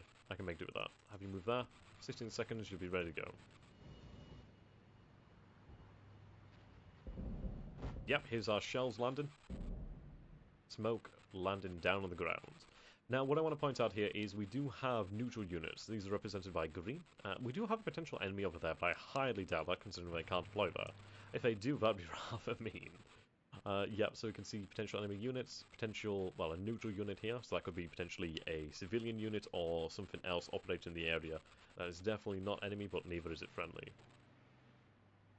You can see here the obscurants, quite good, 84. Indeed. We'll have our high explosive shells landing just now. There we go. Only a few of them will land each volley, but it will be worthwhile. Oh, wow, okay, so we have units moving up over here. So we have the SPPZ-2 Lux A1. Right, you're carrying a 20mm autocannon. Your armor's actually pretty effective. Okay, well that's rather dangerous. I assume you've been spotted by this unit here. Oh, wow, okay, this is rather dangerous. I think I forgot to give you orders, didn't I? I did indeed. Okay. Have you move via contact into this area? I'd like you to move towards actual cover, really. Right. Now, I do have my T-80s. They are moving up into the area. They may spot these lugs. But this is rather dangerous. This is a pretty fast move. Considering the actual speed of these things is very, very dangerous. They are armed with a 20mm autocannon, so we do have to be quite aware of that. Yeah, that spacing is rather large. What I'm going to do is reduce that spacing. I can imagine that's due to that they're having to cross the river. Yes, indeed, they're having to cross the bridge here. That is going to split them up. Okay, so we can see our shells coming in. We can see the smoke landing over here. Yep. There we go. Yeah, we do have live enemy units over here. Now, the scout forces are only carrying the assault rifles. What can they see from their position? They can see intermittently around here. We know of something, but we can't actually see it. Right. Potentially enemy forces here, but I doubt that. So you can see here they smoke as they're moving. What I'm going to do then is actually start to move these forces as well. I'm going to have them move towards the center here. And then they can unload. I'd like them to unload around about this position here as well, to be honest. But what I'm going to do is I'm going to tell them to move through cover. There we go. Fantastic. Yeah, this is dangerous though. We do have the potential to kill them with our T-80s. If we spot them. Right, we can see a tracked enemy vehicle over here. It may be worthwhile for us to actually call in our helicopter support, but the thing is it's going to be far too forward. There we go, we can see our shells landing, we can see our smoke missions have just been completed. So what we're going to do then is we're going to take Moscow 1 and change its orientation to around about this area. Frankly, we can see the enemy is forwards, and that is dangerous. Also, I'd like to point out, take a look. Notice, if I was to fire artillery down this way, it would take, 20 minutes with no spotter, 12 minutes nearer the target reference point, and then 2 minutes within the target's reference point. Which is actually very nice, really does speed things up. What we'll do then is I'll deploy that around about here. I would like to actually cover this advance as well. And beautiful, beautiful. Okay. Now these EMPs, I did forget to give those orders to. It's a shame, but we'll be okay. Now we do have 102 smoke shells remaining, so I'm going to keep some of these in reserve. But I need to fire up another volley first. And what I'm going to do here then is I'm actually going to deploy this quite forward. About that. To actually give us cover here in the center. Okay. Right, I don't believe that. We are getting a lot of false readings here. Yeah, look at these bad boys landing.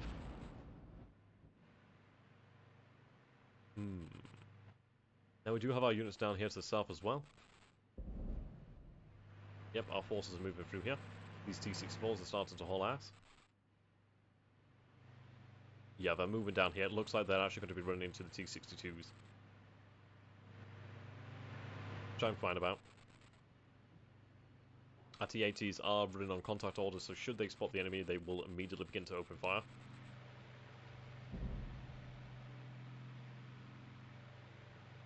Okay. What we'll do then is I'm going to try and cross this position here. I'm going to have them advance up to this position. Indeed. Yeah, see, those orders do not take a long time. Yeah, just look at all the smoke that we have down here. At the end of the day, I need to make sure it's covered. And you know what I like about the actual isometric view is you can actually see the smoke, which is really quite nice. Gives you some good details. You can see that would actually pretty smoked up over here, which is like a solid wall towards visibility. And what that's doing is it's going to actually cover our advance down here. Probably should have told them to move quite quickly, but it's fine. We do have remaining smoke shells. But the idea here is we blind the enemy, and potentially as they move through the town, they may actually be picked up from a distance. Now, I am somewhat tempted to call in air support, but I don't think it's worthwhile as of yet, as it has the potential to be shot down. These 20mm autocannons are very dangerous. I'd imagine they're carrying 80 gems. But I'm rather scared right now. Do you have your smoke generators on? You don't. We're going to turn these smoke generators on then.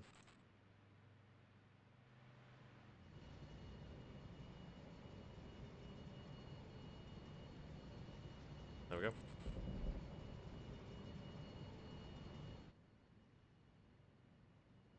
Turn on. Turn on. Still moving pretty quickly. Right, so we have a unit within the centre of the town here. So you can see the smaller smoke is rather impressive. So what I'm going to do then is I'm going to have you move up that way. It's going to take a long time for these orders to come through. We will have to move a headquarter unit up pretty quickly. Okay. Let's see. I have the T-80B headquarters. I'm going to move this BMP-1 headquarters up to this position over here.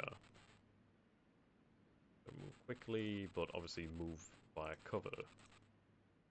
There we go.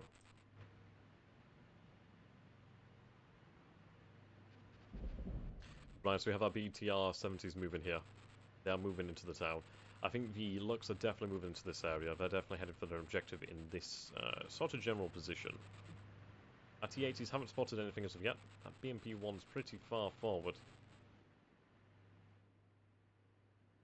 Yeah, okay. I suppose at the end of the day, at least it's going to be the barometer. T-80s are moving. As far as yet, we don't spot anything. There we go, shells are still landing. Right, our T-62 is taking fire. You have just been hit. Now that sounded like autocannon fire.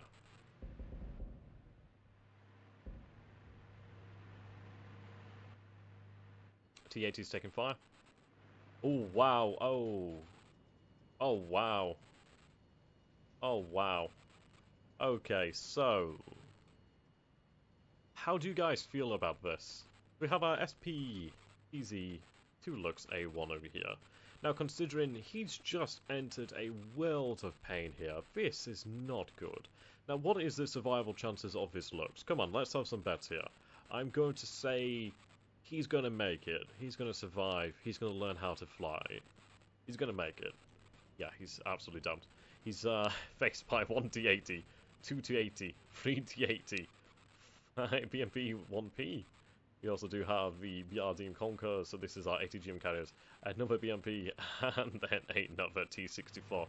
Okay, yep, he's not going to make it. I'm going to enjoy this in slow motion.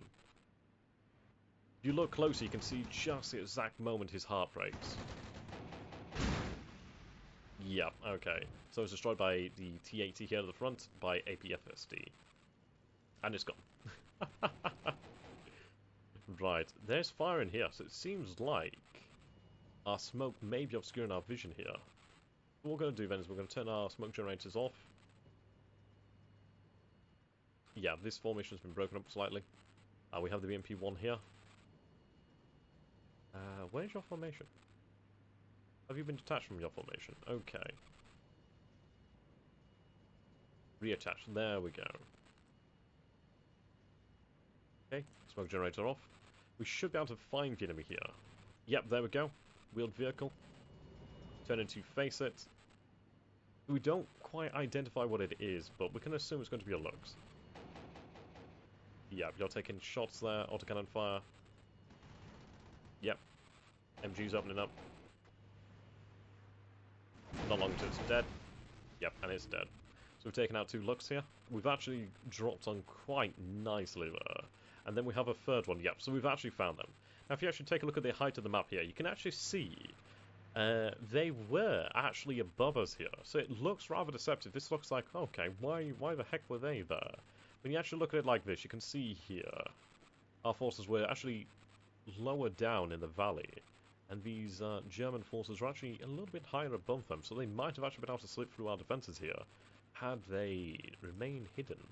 But we've actually been quite lucky and we've found them, just as we're moving towards the hill ourselves.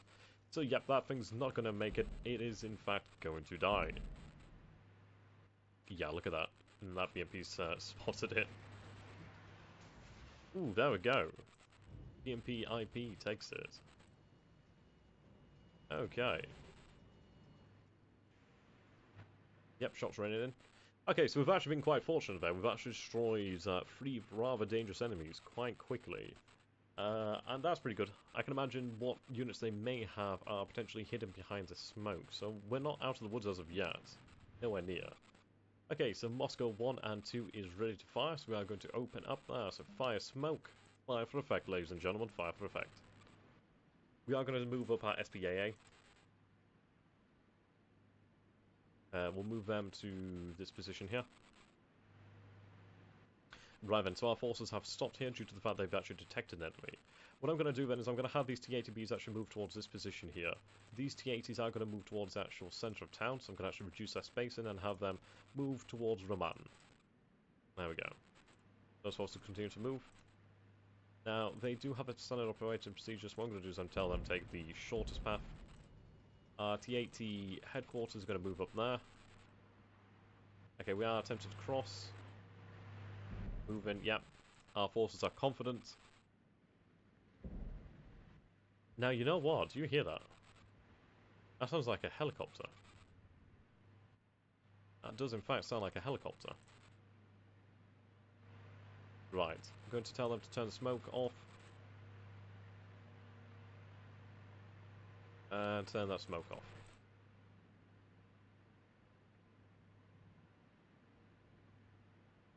Yep, that smoke's starting to dissipate. Shell's still landing. You can see that we are starting multiple fires now. Right, so we have our BMPs taking up the position here. What we're going to do then is I'm going to have them find positions where they can actually hold down bridges. Like, for example, here. Let's see, if I was to take this position here, we could hold down this bridge, which could be very important. So if we take a look, I can actually command this approach. What we'll do then is I'm going to have them move towards this position here. Overwatch that. Similar position here, and overwatch. There we go.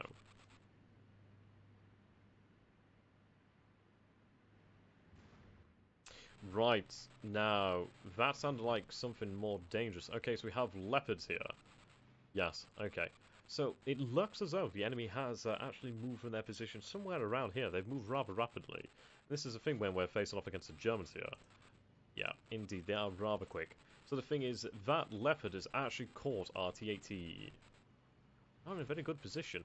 Now, if we're lucky, we may be able to destroy it before it actually takes a killing shot. Looks another vehicle here. Yeah, let's kill this thing.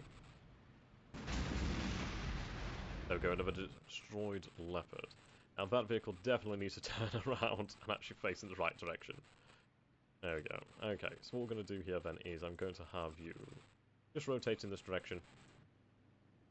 Right, where's your other vehicle? Right, your other vehicle's here. Okay, so just rotate.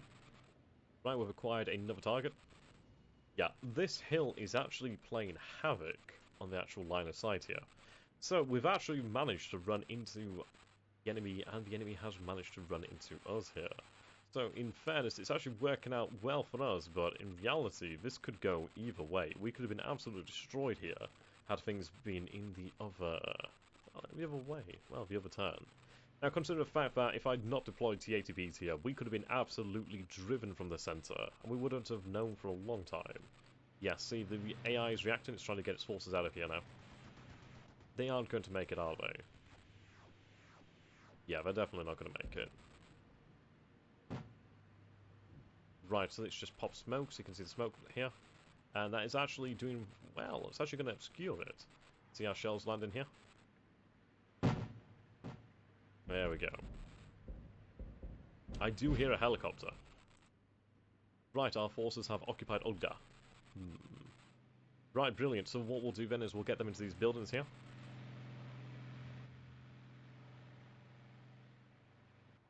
Okay. Unload.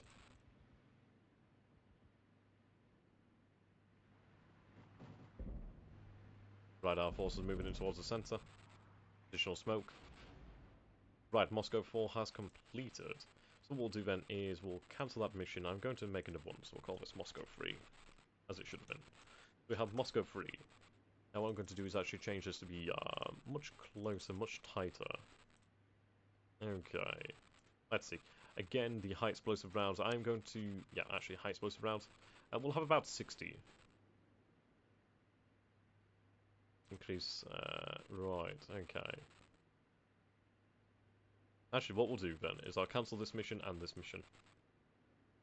And we'll create Moscow 3. I want to increase the amount of guns actually firing here. The reason for that is we can actually increase the amount of shells landing in that space of time. Obviously, the amount of shells as well is going to increase. We'll have ourselves 100 rounds of high explosive. About 270 meter radius. Or perhaps 330 meters. Okay, so it's tighter than we would expect. But what we could do here then is we could potentially land that on rather dangerous areas. We know the enemy's operating in this area, it seems. We have to be quite careful.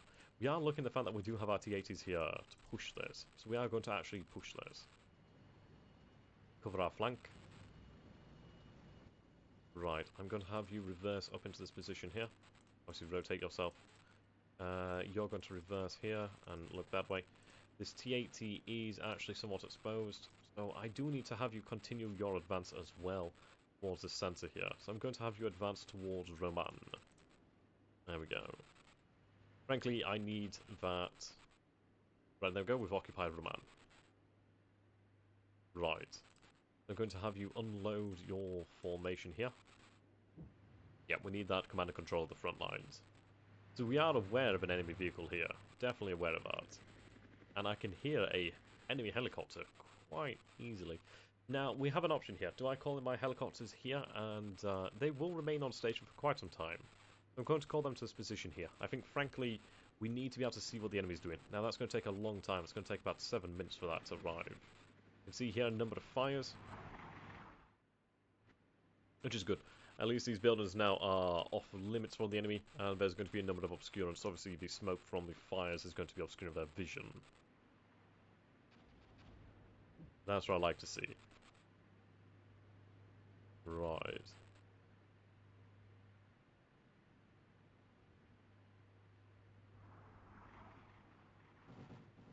Smoke landing.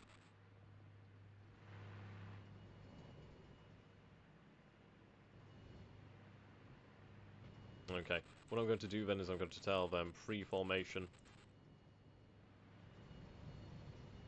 There we go. You can see they're orientating themselves now. It probably isn't going to be long before we see our first kill. Well, first loss, I should say. Just look at that. How beautiful is that? I love the fact that we have our commander out here.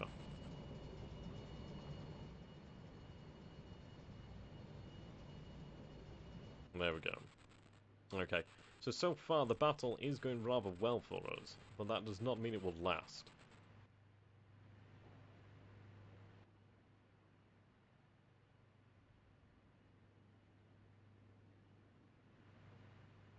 Okay, HQ's moving up. We have our BMPs.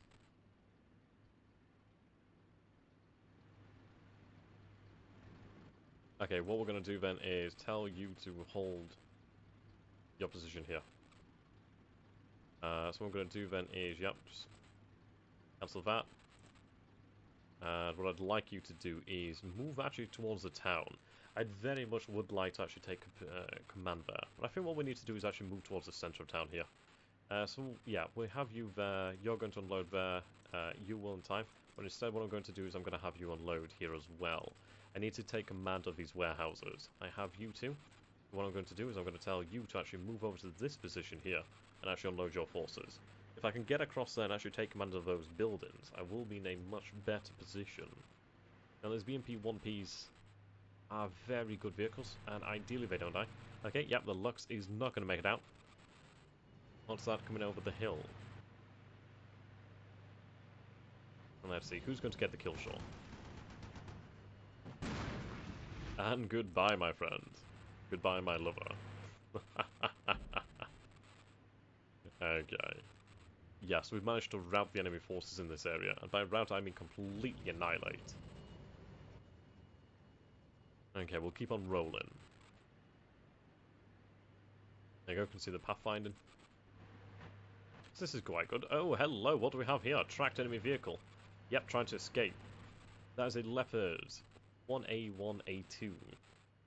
And yeah, look at this, we don't have a clue about this. Right, our forces have unloaded, so what we're going to do then is we're going to tell them to actually move up into these houses here. Try and have them spread out somewhat. Okay, so we do have our mechanized forces here. They are moving to unload in this position, it seems.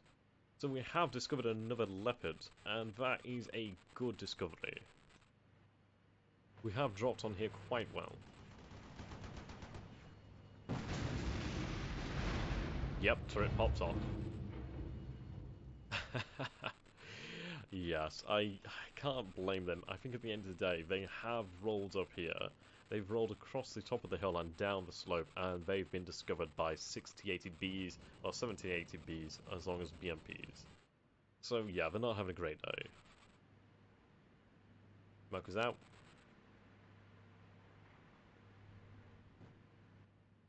Now then. So what we can see here, notice how this area is becoming brighter. This would in fact be an illumination round from the enemy. That's rather intriguing. They're dropping illumination rounds. I think I've cancelled your orders, aren't I? Oh, haven't I? Okay, you've got your orders. Oh, you're going to unload. Okay, unload. Get your infantry out. You are moving as well. Okay, you're currently here. What can you see from your position? You can actually see a pretty fair, decent amount here. That is very nice. You can see our forces here still deploying their smoke. If we take a look at this in isometric view, yep, you can see where they've moved here. So you can see here the amount of obscurant, amount of smoke does decrease, but it's still there, so it will have an impact on the actual accuracy. So you can see that we have a solid line of smoke. Just wait until we have a solid line of fire. One of my favourite films, actually, Rain of Fire, so there you go. I hope you can use that tidbit of information, and I hope that will serve you. Okay, so we have the enemy dropping an illumination round here. Intriguing. And this is what you've got to remember, the visibility here is not very good. It's only 5 AM. The sun has yet to really rise.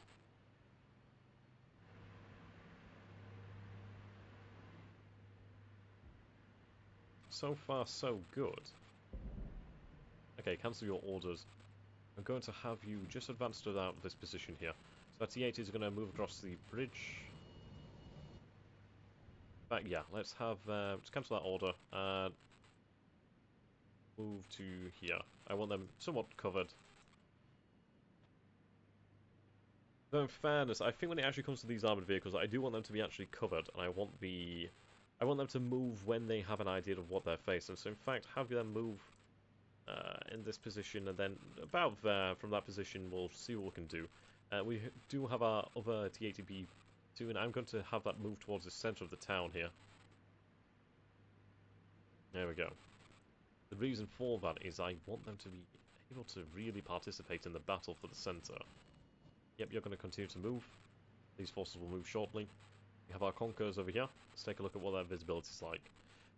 Rather poor. As you can imagine. Yeah, this hill's not great, is it? So I could have them move up onto this hill here, where they could actually have a good line of sight. What we'll do then is we'll have them move over there. Again, have you move up to about there. Frankly, you may be destroyed, but if you can actually get some ATGMs off at range, you could actually be rather dangerous. And this is what we have to remember here, is that we are currently moving over the top of the hill and now down into the valley. Indeed. Okay. So, so good so far. And what you have to bear in mind here is only just shy of 8 minutes has passed. And yet so much has really happened. We've had a lot of movement here.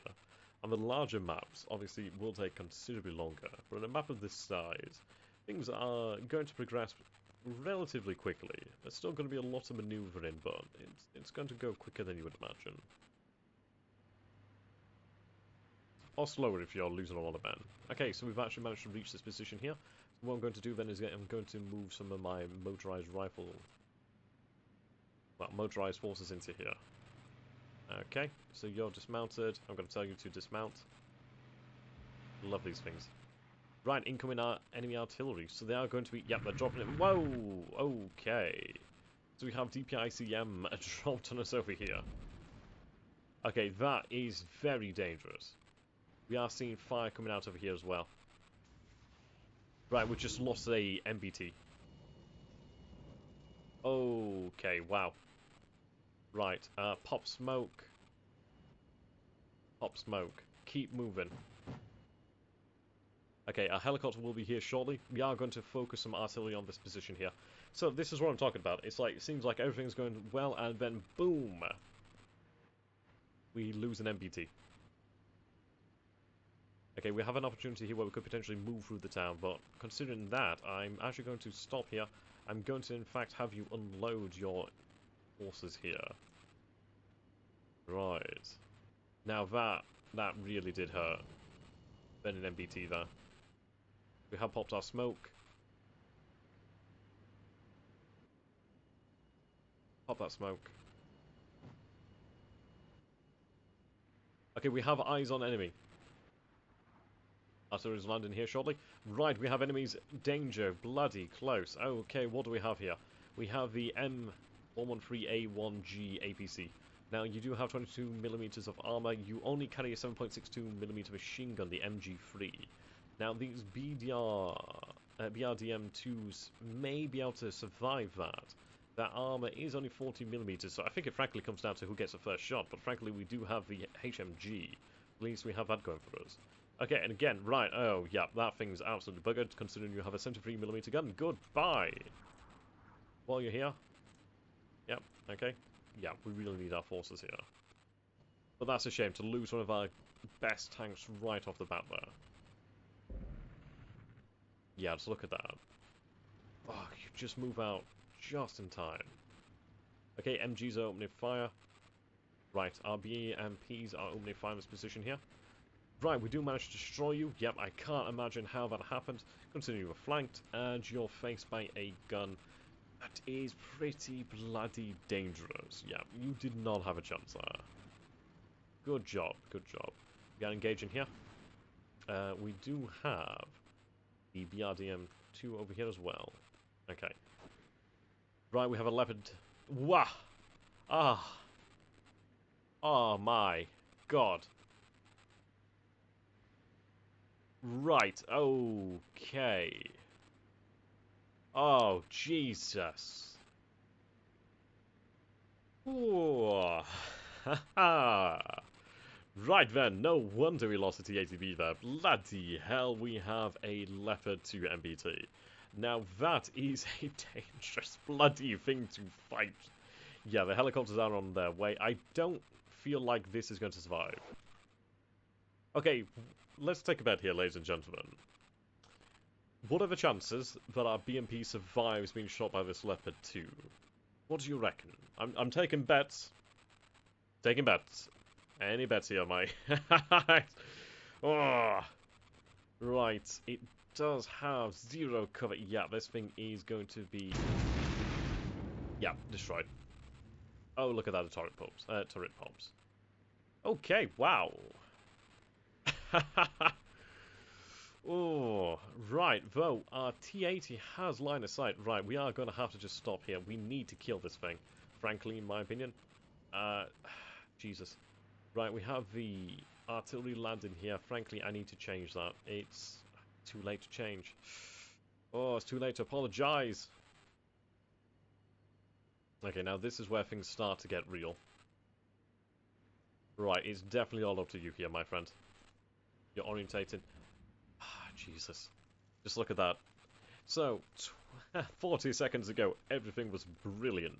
And then, within, what, 40 seconds, we've lost a T-80 and we've lost a BMP 1P. Okay. Right, we've got 2 T-80s. They've identified the target. That's what we need. It's brilliant. Okay, we may kill this Leopard 2, but this Leopard 2 is a bloody monstrous target. Come on, take the shot. Okay, we're still engaging here with the MG. Let's move our BMP here into the centre of the town. So what I'm going to do is I'm going to tell them to move here. So, yep, advance this position. Right, we have our scout section here. Going to have you actually... Yeah, cancel your orders. Oh. Okay, dismounted. Have you advance this position here as well. Yep, our force is moving into the town now.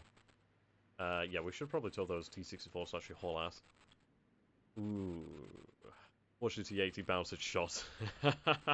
Yeah, the Leopard is in a fantastic position. So it has its flanks covered by the buildings here. It has a great view of the actual battlefield. Let's see. So it... God, it has brilliant line of sight here. Okay. The issue is we just had artillery. If we'd had it just there, we would have had a good chance, but it's taken its time. Now, I could adjust it, but you know what we are going to do is we are going to call in air support into this position here. So the Mi-21s are inbound. It's going to take them just over 3 minutes to arrive. Yeah, that line of sight is amazing, to be honest. Right, okay. So what we need to do is we need to continue with the advance here. So I'm going to advance up to about... I'd say about here. I want them to be somewhat able to contribute to the battle. The rivers make this difficult. Really difficult. Right, our infantry's moving. These guys are... They're still effective. But we need the infantry to do that. Right, what we're going to do then is tell them to turn off your smoke. And move via contact here. Okay, orientate yourself. Yeah. So you do spot this. Just look at the size of that turret. That thing is huge. Bad kitty indeed. Right, we have our first shot there. Okay, we do destroy the enemy there with using our HMG. No.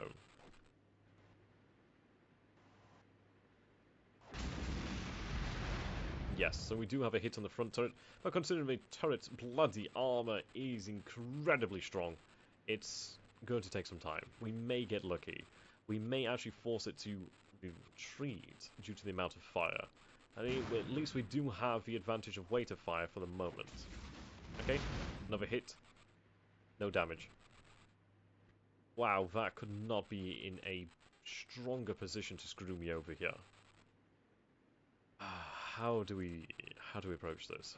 My artillery's coming down shortly. I think we'll have to cancel that artillery. Right, so cancel. Now, let's see. Bad Kitty 1. We do have a way to take this kitty down. Change that to DPICM. I can't afford to launch all of my rounds here, but we are going to have yeah, a considerable number launched here. And this is the thing, we only have 108 DPICM shells. Pop smoke, run for your life indeed. But we are going to drop 20 here. Okay. Going to take 2 minutes. We are diverting a lot of resources here. Yeah, that's still landing. Look at that. Yeah, these guys need to make it to actual buildings. They are suppressed for the moment. Okay, what we may try to do here is actually flank the enemy. Let's go for positions like this where we may be able to get a drop on them. Right, so the BMP does spot them. These guys do have line of sight on them, so that's good. Now, we do have this obscurant here, which is actually still probably saving us right now. What we need to do then is actually flank the enemy. What do I have? I have BTR-70s here. It's nothing amazing. Right, you guys have just made a cross. Okay, you move up there. Right, yeah. We do have these T-62s here. Okay. what I'm going to try to do then is I'm going to try to move you up towards about this position here. Have you, ideally try to set up shop to actually, ideally see what you can do here. The helicopters are still going to be here in about just over 3 minutes. Right, we are seeing shots out from this position here. Shots from this position here, shots from this position here. Oh, T-80 is taking damage. Okay, right. Pop smoke and retreat. Definitely pop smoke and retreat.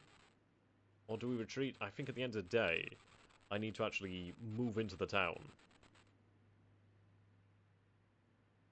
How do we do this? Because at the end of the day, I'm moving into this field of fire.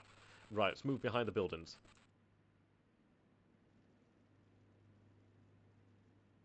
Okay, pop smoke. You'll do. Move behind the building.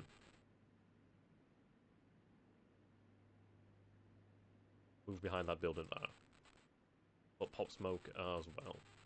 Headquarters needs to move up, but the headquarters isn't under fire right now. Frankly, I need to kill this thing. Yeah, it feels like an ambush, doesn't it, when they all suddenly start opening up. Now, I could attempt to actually deal with them, but considering the fact that we are seeing cannon shells raining out here, I'm going to assume it's actually rather dangerous. What we'll do here then is I'm going to unload my infantry.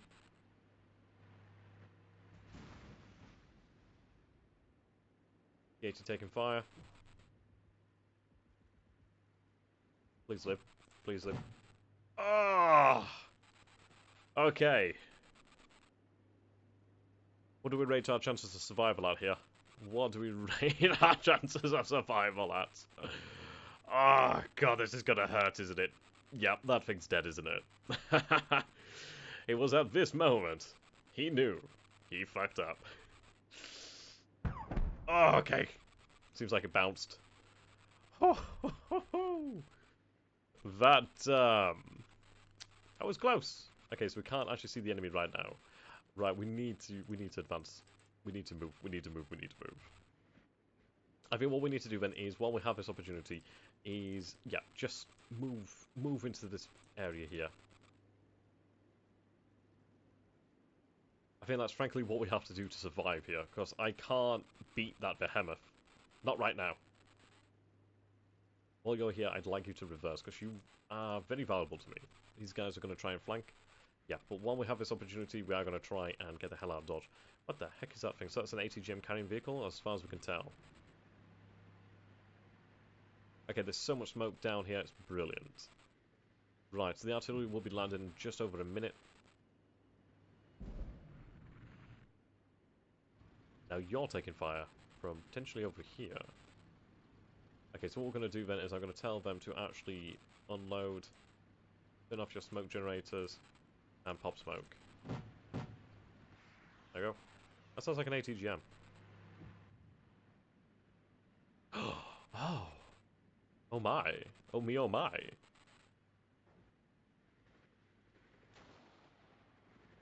Fly like the angels. Fly. Ah, you son of a bitch. Seems we even missed when it bounced off there.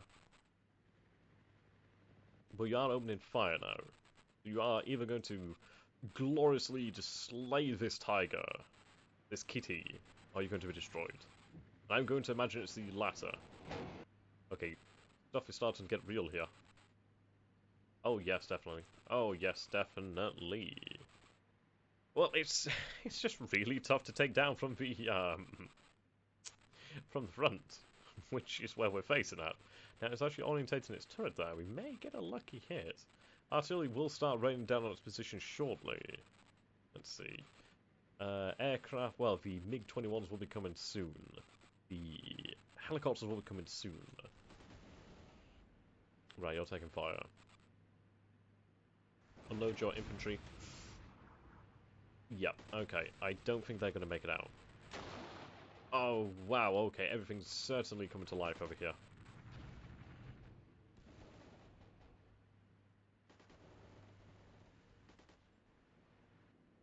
Certainly coming to life.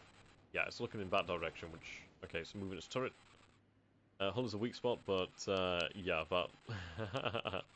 It's definitely in a great position. We'll deal with it. Right, okay. So we have our infantry in cover. Let's move them up.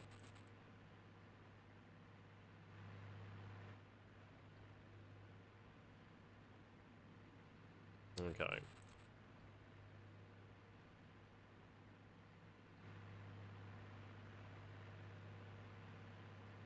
There we go. Now I do have my bloody T-64 taking their long sweet ass time to get in here.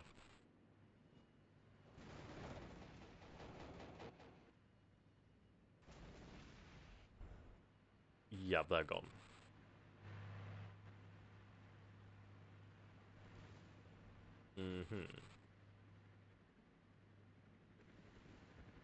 Right, artillery is definitely going to be needed here. Right, T-80s are hauling ass. Look at that, moving at 49 kilometers per hour. Right, okay, now our T-80, is this in command? No, it isn't. Oh, interesting. You do have a short. Right, the hull is angling here, so it's not going to be great. I think it might come down to just weight of fire.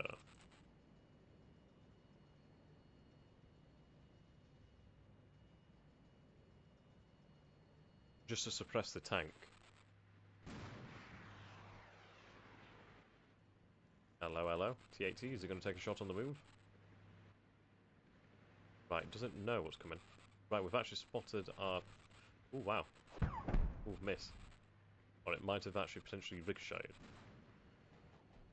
Right, track vehicle there. To be fair, this position here is actually rather good, so what we're going to do then is I'm actually going to tell you to reverse that position there. You're actually in a good position. Right, I just lost a... Hell. Right, track vehicle, yeah. Oh! Ho ho ho! Oh damn, I missed that as well. Oh god damn it, which one? Damn it, I wish I could have seen that. Okay, well. Goodbye, kitty cat. You were not long for this world. Right, well. Huh. That saved my bacon. Ha ha ha ha! Right, let's bring down the proverbial rain. And I'd say probably some DPICM. That's going to be 50 rounds. Let's certainly bring this pain. We are aware of a lot of potential fire here. Let's make sure we actually cover a large area. I'm so goddamn happy. Oh yeah, there's going to be more. There's certainly going to be more kitty cats. Right, we actually have eyes on multiple targets here. Yep, so many things are just starting to line up. Ooh, we have a hit there. We are taking fire. Okay, yep, you've actually sighted the enemy here. You've sighted... Right, this is so very much danger close, and I just lost my T-80. God damn! I'm going to assume that is possibly either a Leopard 1 or a Leopard 2. Right? Is that an RPG out? Kitty cat. Kitty cat, cat. Oh, kitty cat now. Oh, kitty cat now. Okay, let's flank this kitty cat. I'm sorry, but it's so fun saying kitty cat like that. Oh, man. Right, well, let's flank this bitch.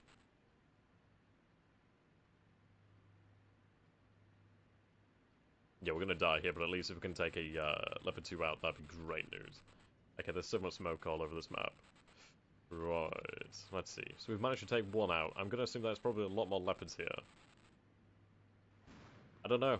They don't know we're here, whether that's due to smoke here. Yeah, there's a little bit of smoke.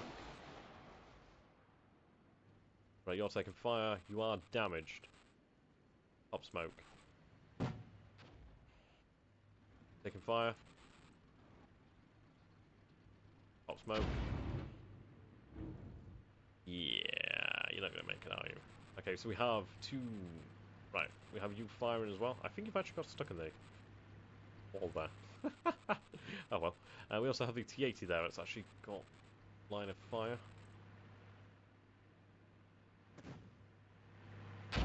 Ooh, no damage. Yep, this is where you die, isn't it? Okay, pop smoke. And reverse out of there.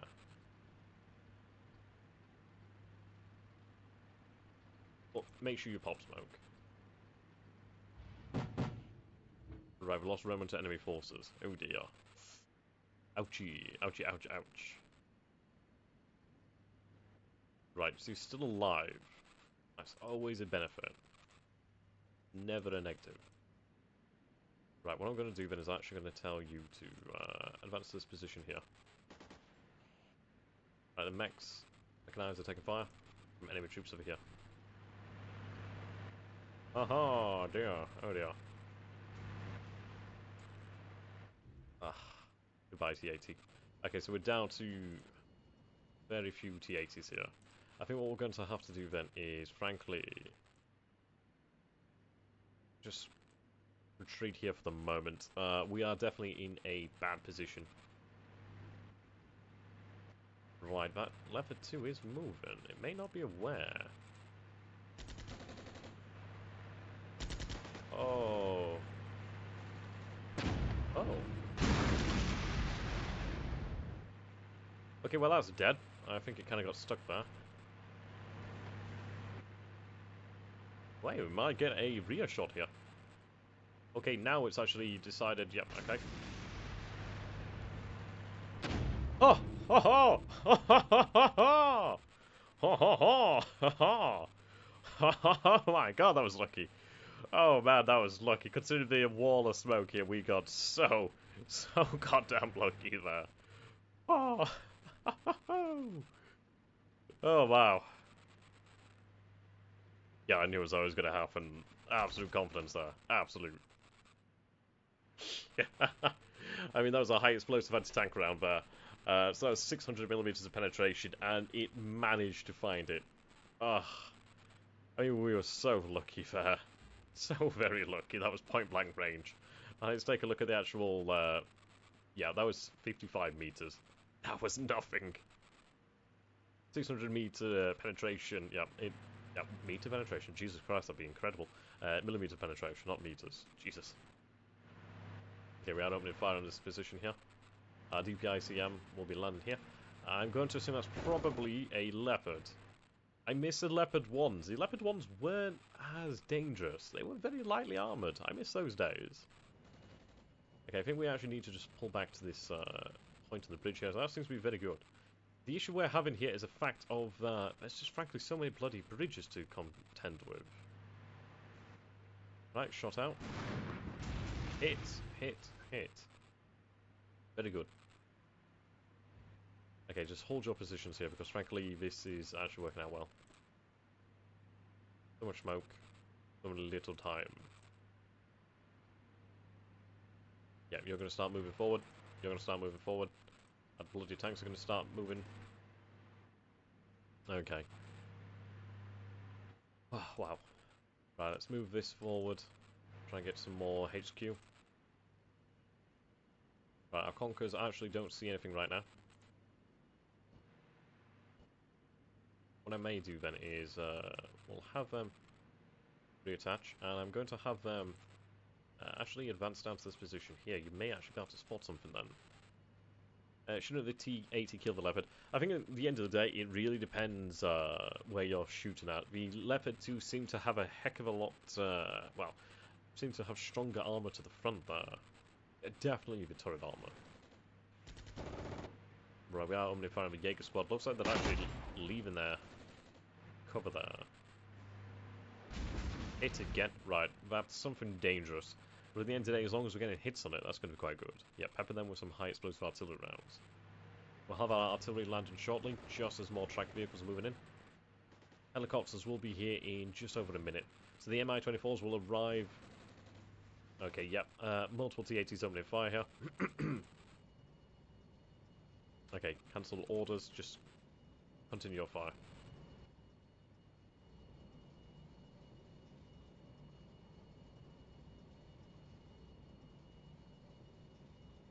Okay, there we go. Jaeger's moving.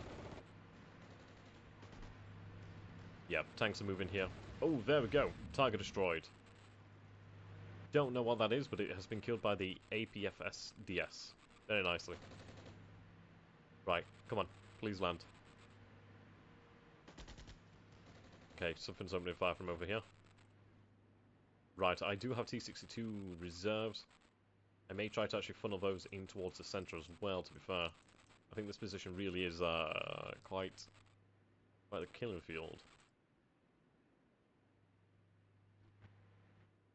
I do have my reserves over here. I'm actually going to send them into the, well, danger zone. Push it to the limit. Yeah, they're moving pretty quickly. That BMP has been immobilized. Yep, broken, heavily damaged, immobilized. You fought the good fight, my friend. You fought the good fight.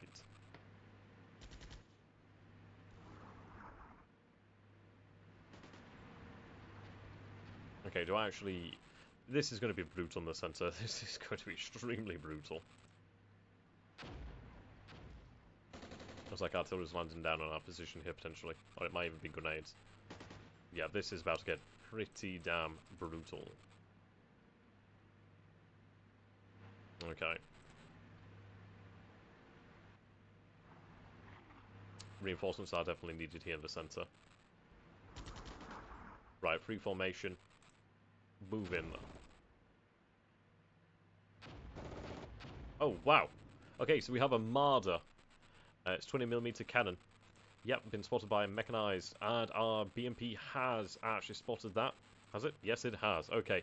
This is it. This smoke here is definitely making for quite the close range melee. Okay, you actually have great position to fire there, so I'd like you to actually hold that. And what I'll do then is I'll have you move up to this position here. So we are starting to find a solid position for our tanks to actually take possession of the battlefield. Now, do I open fire? The thing is, I'd have to wait another 2 minutes. But considering the value of these shells, it might be worthwhile. And we are dropping 50 shells here. It's a considerable number. What we're going to do then is we're going to cancel that. Frankly, I can't afford to risk it.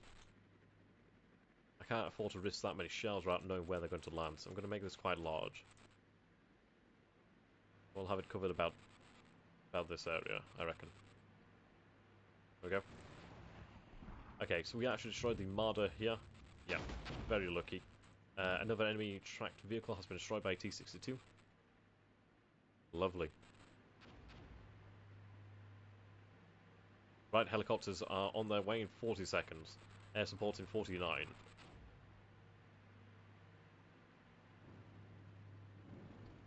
Something just blew up there. Okay, we are spotting something here. Looks like enemy troops. Yep, tracked vehicle moving here. The VMP is moving to turn and fight it.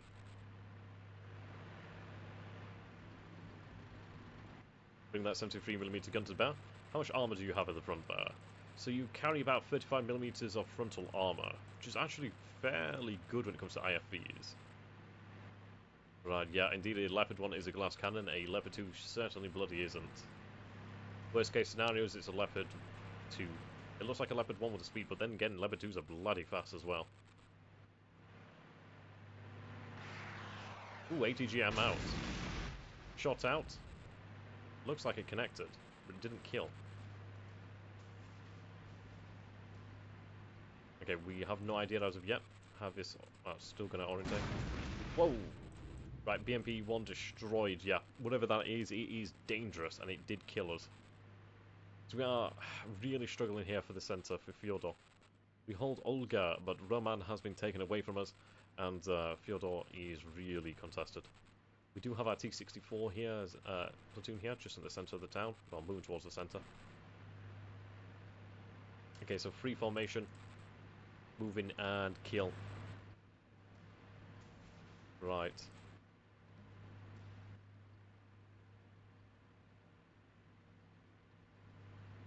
Incoming aircraft. Here we go, Mi-24s inbound.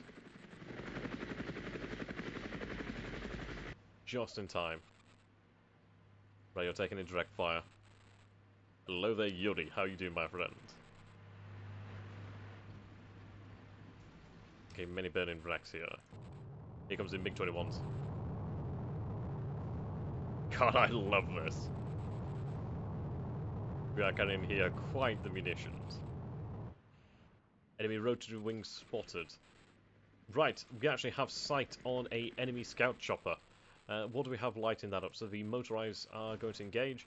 Yep, our T-80 is going to engage as well. Right, we just destroyed an enemy vehicle over here, so that was a... Yep. Okay, so the enemy is definitely moving in here to take advantage of this position. Just in time. Okay, so our MiGs are going to be bringing to bear their iron bombs and their 23mm autocannon. So this is going to be rather intriguing. The Mi-24s are hopefully going to arrive in time to really dish the fire. Right, our Conquerors are taking fire. However, you have actually spotted an enemy target. You might arrive just in time. Frankly, you need to get those ATGMs off, otherwise you're useless to me. Yeah, this is becoming extremely dangerous close. We are going to reverse down the street here. We do have eyes on an M11A3. Sorry, A1. Yep, eyes on from the mechanized. T-64s are moving into the town here. Yeah, we are taking a lot of fire now. A lot of fire there. Our MiG-21s are actually moving towards the centre of the town here. Oh.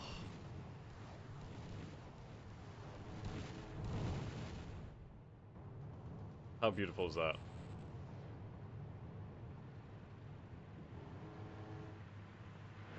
Oh, they're actually shooting at things down here.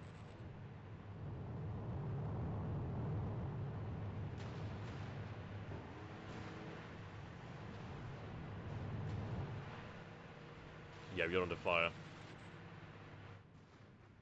Mi-24s are moving in. Oh, wow, MiG-21 is going down. Goodbye. Goodbye, my friend.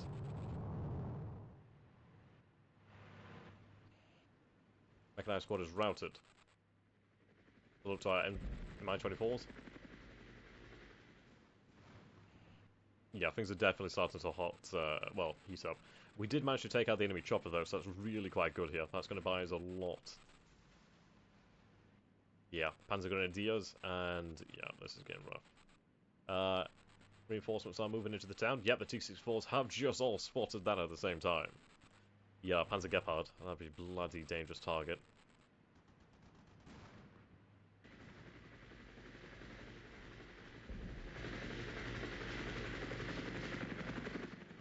Oh my god, they're going to be bringing to bear some impressive firepower. Yep, destroyed by the T-64A. Incoming enemy artillery. Oh, yes! So, what we have here is there's a chance that your artillery can be fired from rockets, so MLRS systems. Ball. Interesting. Right, here we go. Yeah, you'll see the rockets landing shortly. The beauty of the rockets is the fact that they actually land in a faster succession, and they keep it up. Right, so we have the Armada 1A1 here, carrying the Milan ATGMs as well. Okay. Do the Mi-24 spot anything as of yet? They should do, actually. Yeah, they definitely will do from here. Give them some time to acquire targets. Okay. Destroyed. Ooh, wow, we are taking fire here. Yeah, this centre is just absolutely brutal. Yeah, Mi-24 is opening fire. Hits out. Look at that.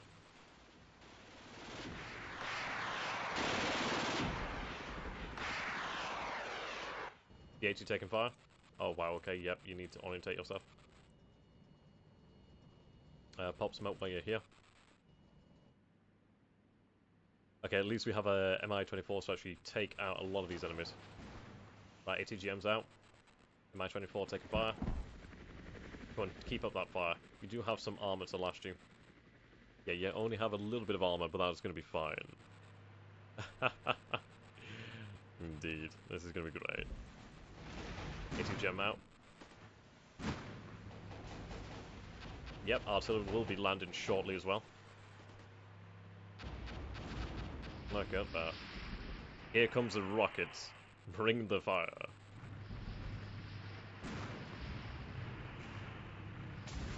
Look at that, enemy destroyed.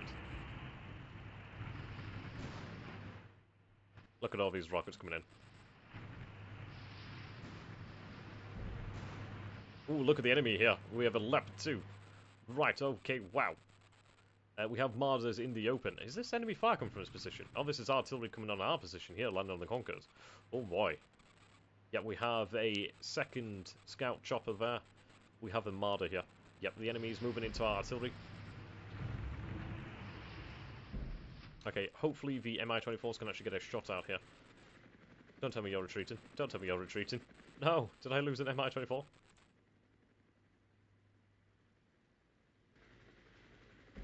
Don't go! Yeah, looks like we lost a chopper here, so they're retreating. But they actually did put down some effective fire, I suppose. Can I command them? Right. Let's have you move over here. Please move. Come back to me, my friend. Yeah, looks like the chopper's leaving. Okay, so Moscow 3 went down pretty well. We do have another 50 rounds here, so we are going to fire. So fire. What I'm going to do is I'm going to cancel these here. And then that leaves us 8 guns here. So let's see what we can do. Moscow 1. Let's put down some high explosive rounds. I wish they were anti-tank rounds. Okay.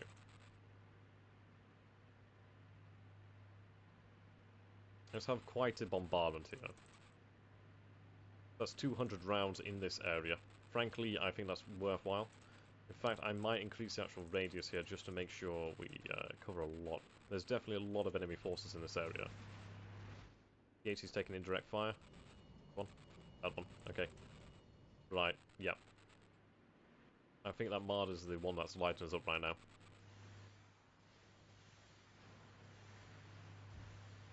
Yep. RPG out, it seems. Target destroyed. Yep, by 87.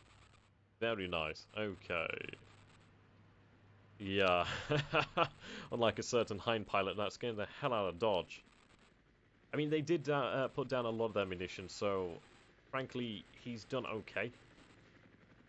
They don't have the armor for the battle. Sorry. But, yeah. Okay, we actually do have a line. Ooh, wow. Okay. You're buttoned up right now. You do have a flanking shot on a Leopard too. Hopefully you could actually just miss. But I killed it, I'd have been very happy. Right, DPICM's landing here. Ooh, that is a duel you really do not want to be fighting.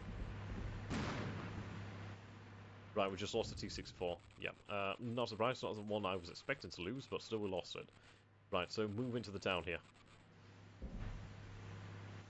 Right, still being shot at. Right, no damage. What do we spot here? Enemy target. Okay, what we need to do here then is we actually need to start pushing up into the town with additional T-60... well, just MBTs. I need to actually start to bring some pain on the flank.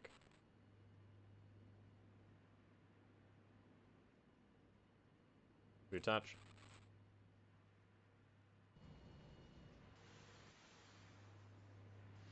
Yeah, still shooting on that chopper.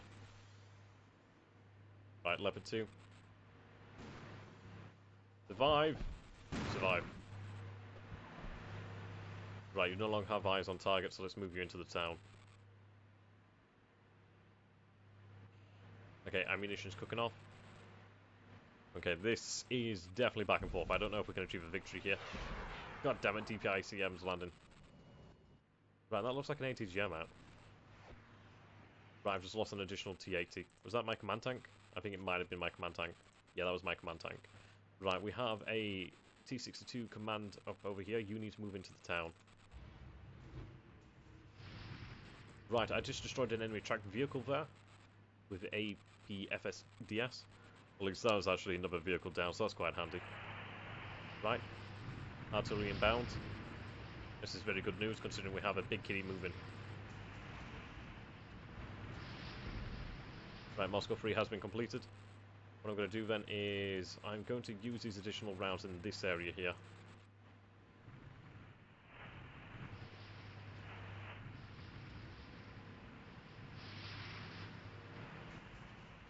Yeah, things are definitely...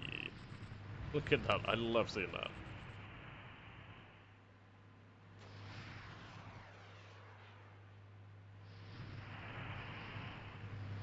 Yeah, I can see the enemy artillery landing here as well. And over here. Look at all the smoke. Look at all that. Wow! Okay, just look at the sheer amount of smoke here. This is actually terribly, terribly close. Dismounted. We do have the opportunity to kill you, so we could try to flank you. Did you just take a point-blank shot and miss? Okay, so you are currently in the most dangerous situation of your life. Yep.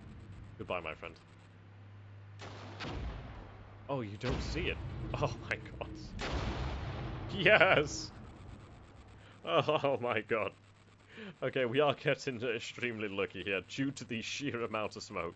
And the fact that we were basically right up in its face, it didn't see us. So, I can't believe how lucky we're getting here. This town is truly just terribly dangerous. Just look at this. I want to point out that only 15, almost 16 minutes has passed, and just look at the sheer amount of death and destruction and the amount of munitions that has landed on this field. Right, we are seeing APCs moving up, so it seems like they're trying to deploy their mechanized. I'm very happy that we have killed leopards here. Yeah, leopards were destroyed by tanks, BMPs are now infantry. Well, BMP is about as tall as a Leopard 2 hull. Yeah, they're pretty beefy. I suppose at the end of the day, I mean, they did have their guy, but if he can't see, he can't see. Looks like an enemy vehicle over here as well now. And these BMPs are no laughing matter. The fact is they are carrying high explosive anti-tank rounds, and they can ball through that. This vehicle is just heavily damaged. Crew's panicked. It's mobilized, but it's just... It's dead. He's dead, Jim. He's dead. Right, we are seeing enemy vehicles moving here. Right, we just lost our BMP, our hero BMP. Lots of Conkers over here.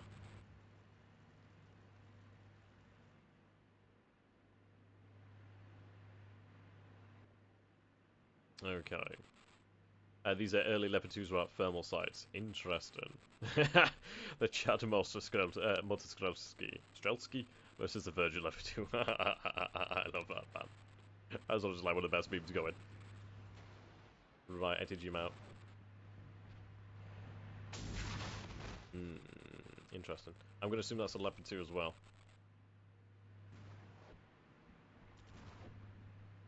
He's taking a lot of fire, whatever the hell it is. Okay, enemy Marder destroyed. Panzer Grenadiers out in the open. Open fire. Leopard MBT. Yep, that turret's swinging around fast. Yep, it definitely has eyes on target. Yep, and facing it is a T-64. Now the crew is nervous. Their palms are sweaty. Knees weak. Mom spaghetti.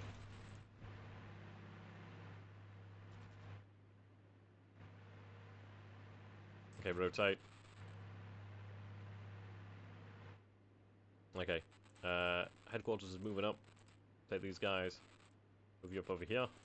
Okay, we do have some T-62s on the flank. What we're going to do is actually reattach. And let's move contact and try and flank the enemy. Right, we are scoring hits. Okay. Right, you survived. You are engaging the enemy. For the Emperor. Right, Moscow 1 firing high explosive rounds. Yep, that is probably a Leopard 2. Considering the amount of punishment it is taking. Right, Jaegers, as well as the Leopard. Right, enemy fixed-wing aircraft coming in.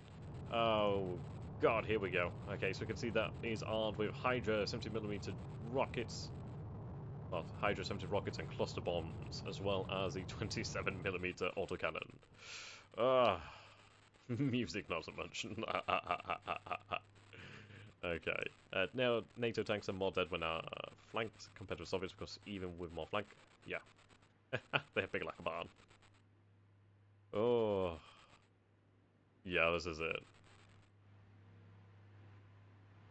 Right, that's coming in hot. We did take out the enemy chopper over here, so that's quite nice. Right, we are spotting it. What have we got here?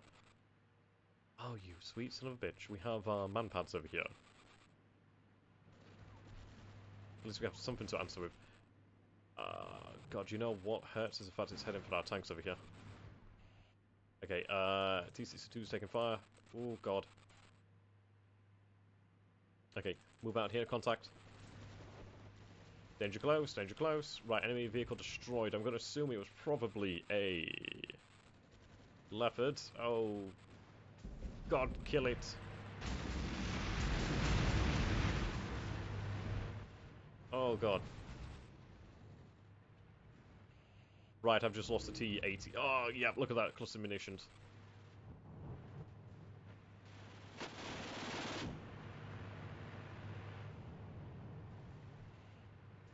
Yeah, that one's going to get through. I've lost the T-62. Okay, that was a pretty successful run by them here. Absolutely. Right, and here comes the pain. We have another Leopard 2 here, MBT. We have a Black Panzer Gepard. Those things are bloody dangerous. Okay, so we still have our Leopard 2 over here. Seems it did win its duel. Right, incoming enemy artillery about this position here. Yep, okay, good thing we started to move these forces up. Oh, okay, yep, there they are. Don't kill my men, as I would very much like them to survive. Now, considering I do have some additional reinforcements, it would be nice to move them towards the centre here. But how to do that without dying is the question indeed. What I'm going to do is I'm going to tell them to move rather quickly to this side of the map and then down here into the town. What I'm going to do is I'm going to tell them to actually move by the shortest method. Oh wow, we actually killed it! Enemy down! Enemy down! Oh wow! I was just thinking, that's a rather strange place to drop some napalm, but yeah, we killed the enemy jet. Beautiful there. Beautiful. I hear the Fodder Gap is beautiful this time of year. Oh dear. Right, Leopard 2 is engaging our BMP. Right, it's engaging the actual infantry. Right. DPICM rockets. Actually, may land just at the right time. Right, we lost our infantry over there. Do have multiple units taking sight of this Marder. Get Marder down.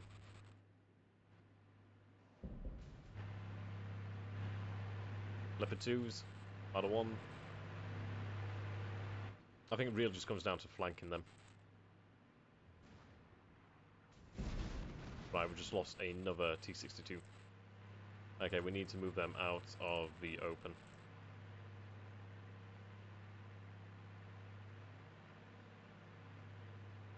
Alright, we only have like this one T-80 and this other T-80 here. I'm going to have you push up towards this position here, try and get a good shot. I do have my T-62s over here I would like to make use of if they survive. So I'll have you come around that way. Now, I really don't have much over this way. Frankly, we are starting to run out of actual units here. There we go, we are able to engage the Leopard here from the side. We may get quite lucky. Okay, fire for effect. We do have some rounds available to us, and we just need to figure out where to land them. So I think probably around this area here. Right. Moscow 2, Moscow 2. We have 10 guns.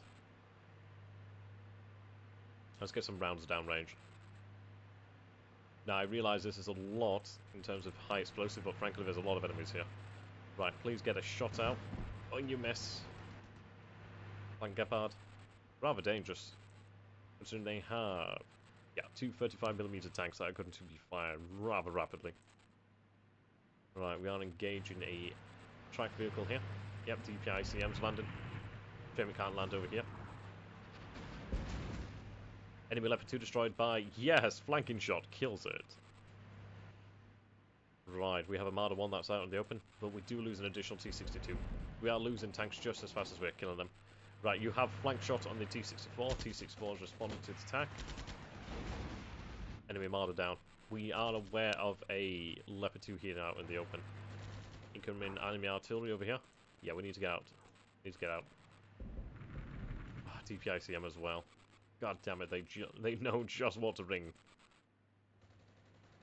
Ah, dear. Yep, here comes the artillery. Leopard 2, rear shot. Goodbye, my friend.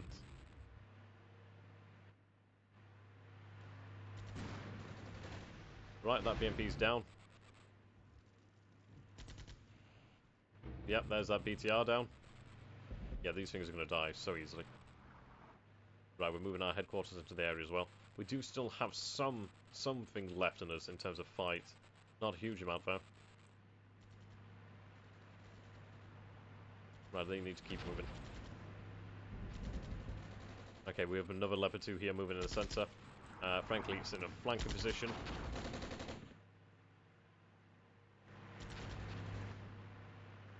Okay. I think this Leopard 2 is going to kill this T-64 pretty easily here.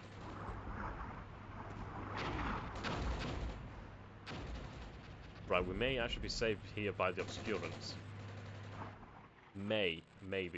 What I'm going to do is I'm going to tell this T-64 to pop smoke. He may survive then.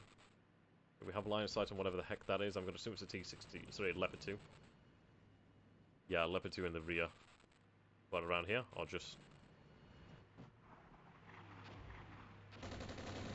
I did. I mean, shells are landing here, so this is actually beneficial to us. Pop smoke. Ooh, you've actually spotted your target. At least you actually turn your front armour.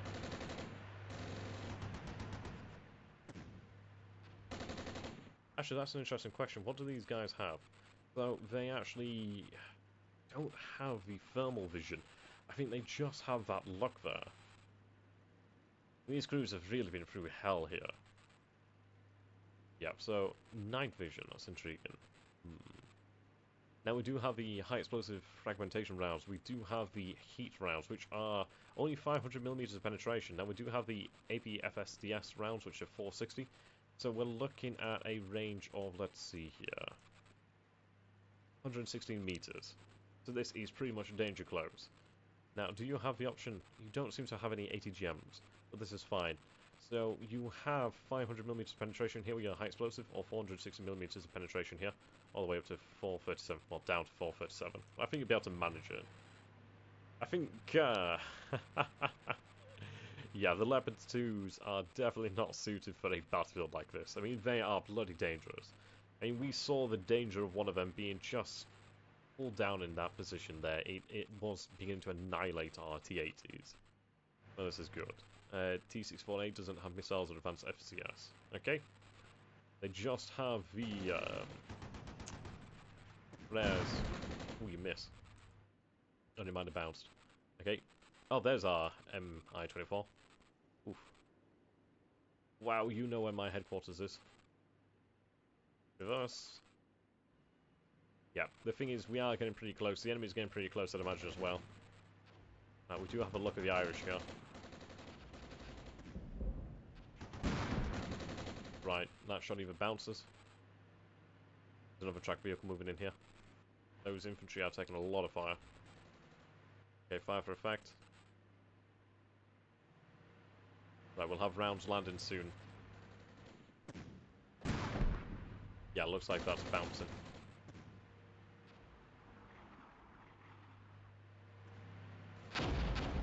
Look at all that. Marder 1. Leopard 2. Probably another Leopard 2. Moscow, fire.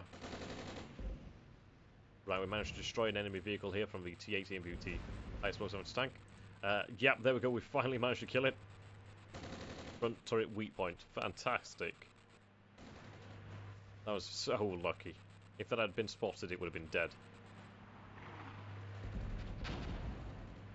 We're getting some pretty lucky shots here. Right, our T-80 is moving into position. Right, that's definitely Leopard... Sorry, Marder 1. Yeah, Leopard 2 just behind it.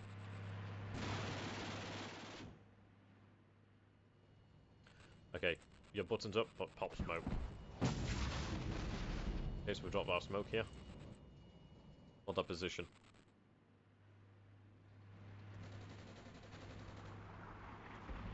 Rounds landing. It's a shame. Do we have any... We do have our air support. Let's call that in. going to take about 4 minutes to arrive, but it will be worthwhile. Yeah, 125mm cannon. Yeah, there's a lot of rounds that are going to land here continuously now.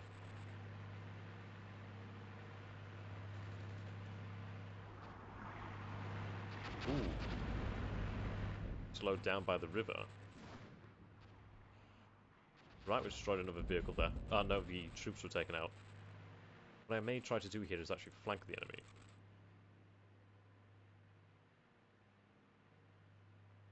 Okay, I'd actually like to move into this position, however, and occupy it, take the objective. Right now we only have Olga, but then again, I don't think the enemy has any of their positions, as far as I can tell. Okay, right, we have you guys here. What I'm going to do is actually tell you to move this way. Free formation. So we have our T-80 here.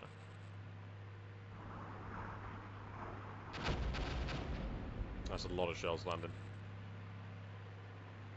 Incoming enemy artillery. Oof. I mean, we're well, we're dishing it out, but we're taking it just as much. Right, Marder 1 moving up. Yep, nervous, light damage.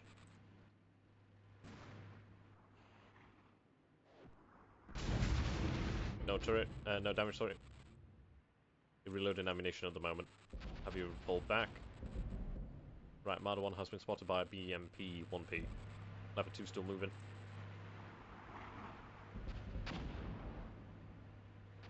Yep, we can see artillery landing here.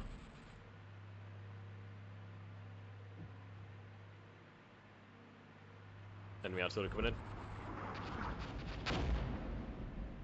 There we go.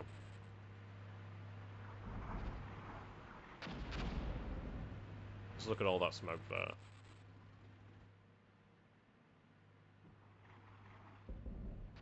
Those Marders are very dangerous. This town has been completely annihilated. Right, lucky shot there. So that was destroyed by a T-80 MPT with the AP-FSDS. Lucky shot there. Left hull weak point. Yeah, that's the thing. We can get through the actual hull, but not so much the turret. I think we've been very lucky. I think they're being obscured here by the smoke.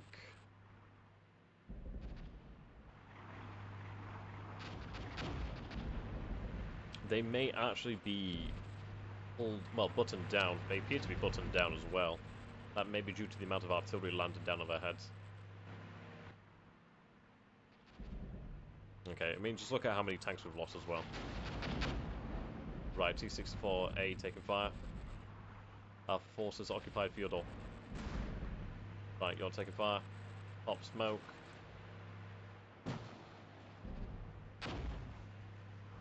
Okay, enemy tracked vehicle destroyed. Leopard 2.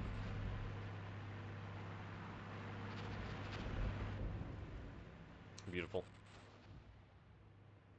Right. T-62 taking fire.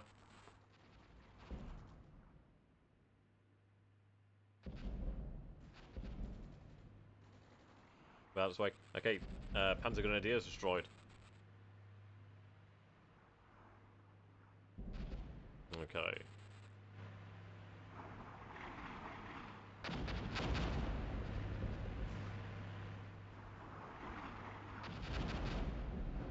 Just look at these shells. Absolutely horrific. Just over a minute now until our air support arrives. Right, I've just lost another T-62. Yep, over here. BR-DM2, sorry, BR-M2 taking fire. Right, Moscow 1 has been completed. Lost our reconnaissance. Okay.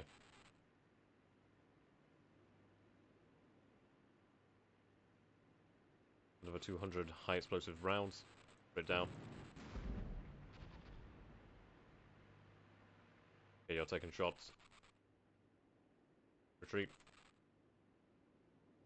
And this is it. It's like, the Leopard 2 is definitely the superior tank, I would probably say.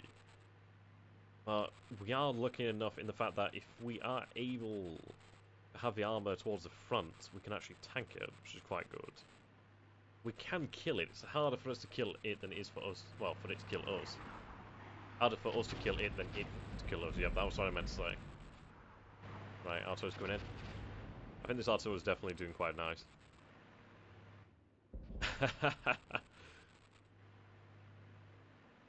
I think this terrain really is not suited towards the level 2s here at the moment. They're very capable tanks. The fact is that we've lost a lot of T-80s and T-62s as well as the T-64s. We've just been lucky in the fact that we've been able to just flank them. The BMPs have definitely done a good job. Okay, the T-60s are opening fire on an enemy target there. Air-support will be arriving in 6, 5, 4, 3, 2, 1, and go time. MiG-21 inbound for revenge. Ah, God, I love seeing these. We just have the one, but he's coming in for revenge. Yeah, he's taking hits. Come on, you can do this. Are you pulling out? Yeah, looks like he's bugging out. He's definitely taking fire.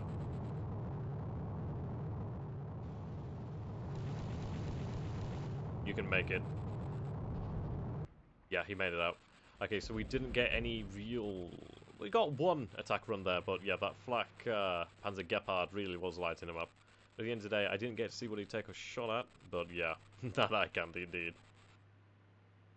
Right, so far, we do hold the objective, and day has arrived. I just want you to take into consideration that only 25 minutes has passed here. Only 25 in the battle. Just think of how much has happened here in that time. This is incredible. Absolutely incredible amount of death and destruction in this time. And this town is certainly leveled.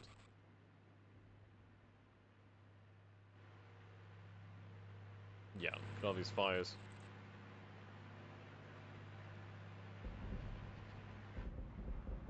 Right, additional rounds coming in. Ooh, good job. Enemy tracked vehicle destroyed. That might have been the Leopard 2. Yep, you fired an ATGM. Well done. Right, I'm going to actually try to take control of the objective here. Yep, I'm going to say that's probably the Leopard. The pop smoke.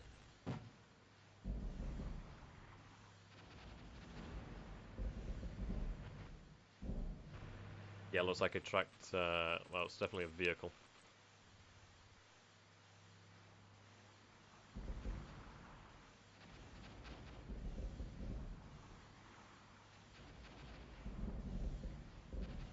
Right, C-62 taking fire.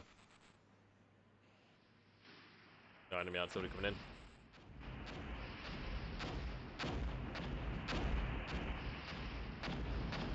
Yeah, rocket artillery is really dangerous. T-62 mobilized. There's another Leopard 2.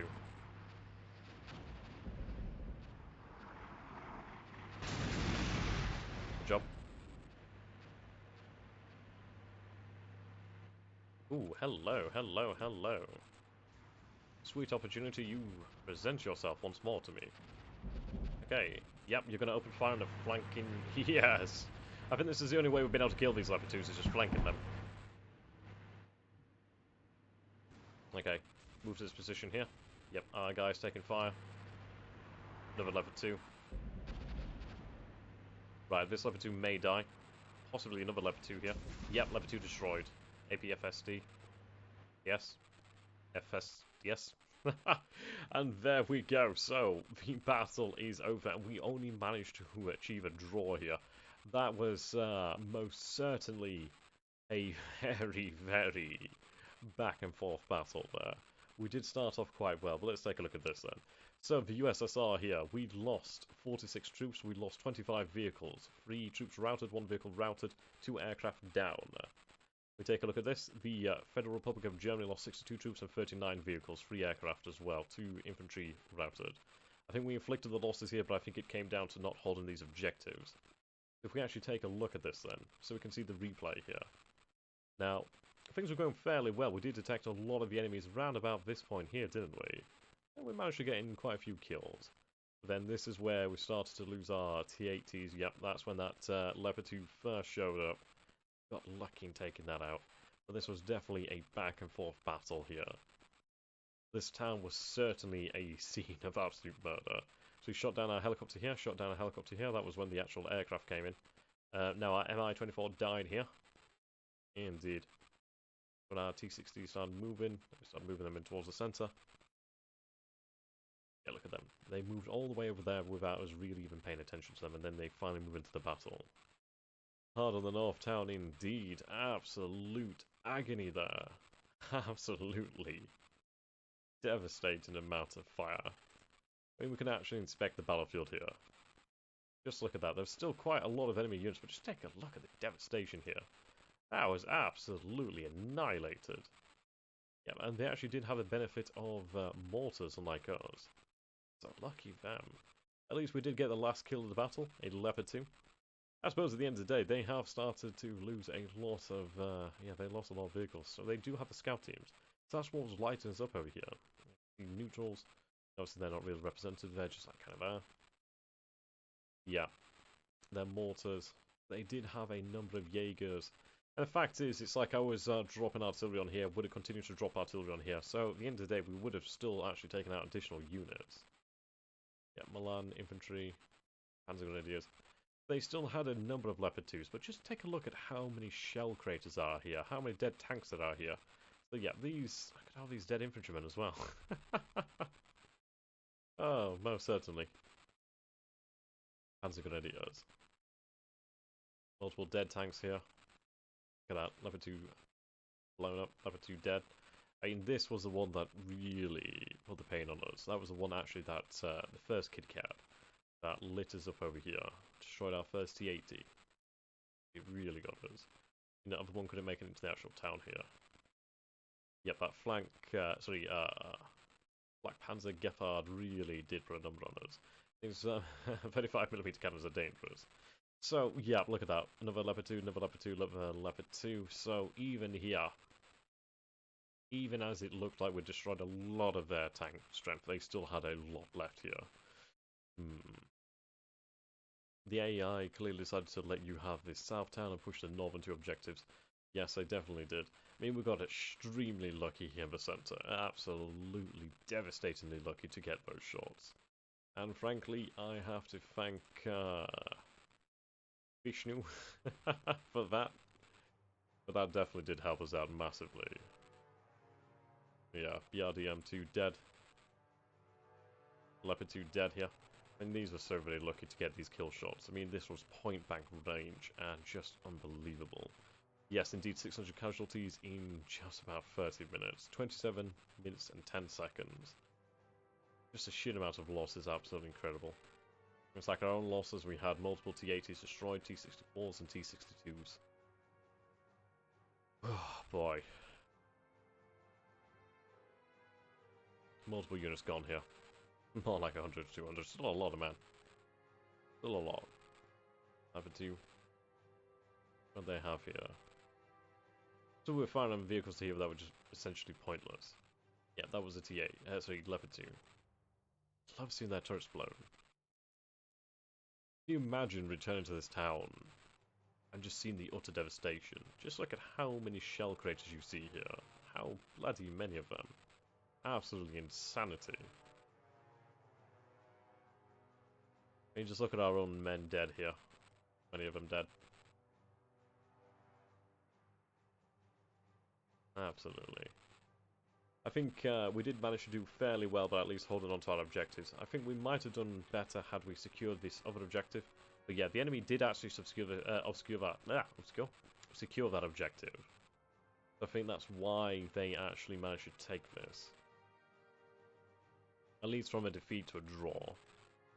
But I think we got the moral victory here, considering that we were up against it. Okay. Definitely. Right, 11 neutrals. Indeed, artillery. Indeed. Let's take a look at this one more time, then. So, you can see how the actual lighting changes here as well. One was abandoned. Interesting. Yeah. They did actually hold that objective from the start. We did move in, yep, seems that one fell as well. So many died here to take these objectives.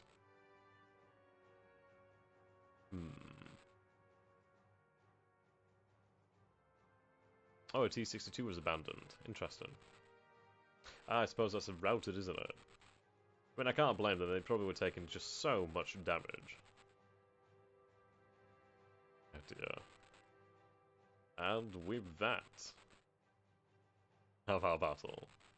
Now, ladies and gentlemen, I do hope you guys have enjoyed that, and I really do hope to see you playing Armored Battle rather soon. Sorry, Armored Brigade rather soon. I mean, just... yeah. I'm not getting paid to say that I actually enjoy the game. I do very much enjoy the game. I think it definitely presents something that is really not easily available on the market. But frankly, I'd love to see what you guys can do. I mean, what we'll do here is we'll take a quick look and take a look at these single missions. So, these are the ones I have here. I may not have the version with all of the actual scenarios, but this is what we have right now. I mean, there are multiple factions in the game. I mean, the Polish would be rather intriguing to play as. Indeed, we have many different missions. Ah dear. Well then, ladies and gentlemen, thank you so very much for watching. I hope you have enjoyed this as much as I have. And from me, goodbye. You can find me on YouTube at XTRG, and do say thank you to the guys here from Matrix and Slibrin. They've done a great job, as well as to the developers. They've done an astounding job here. Thank you and goodbye. Till next time.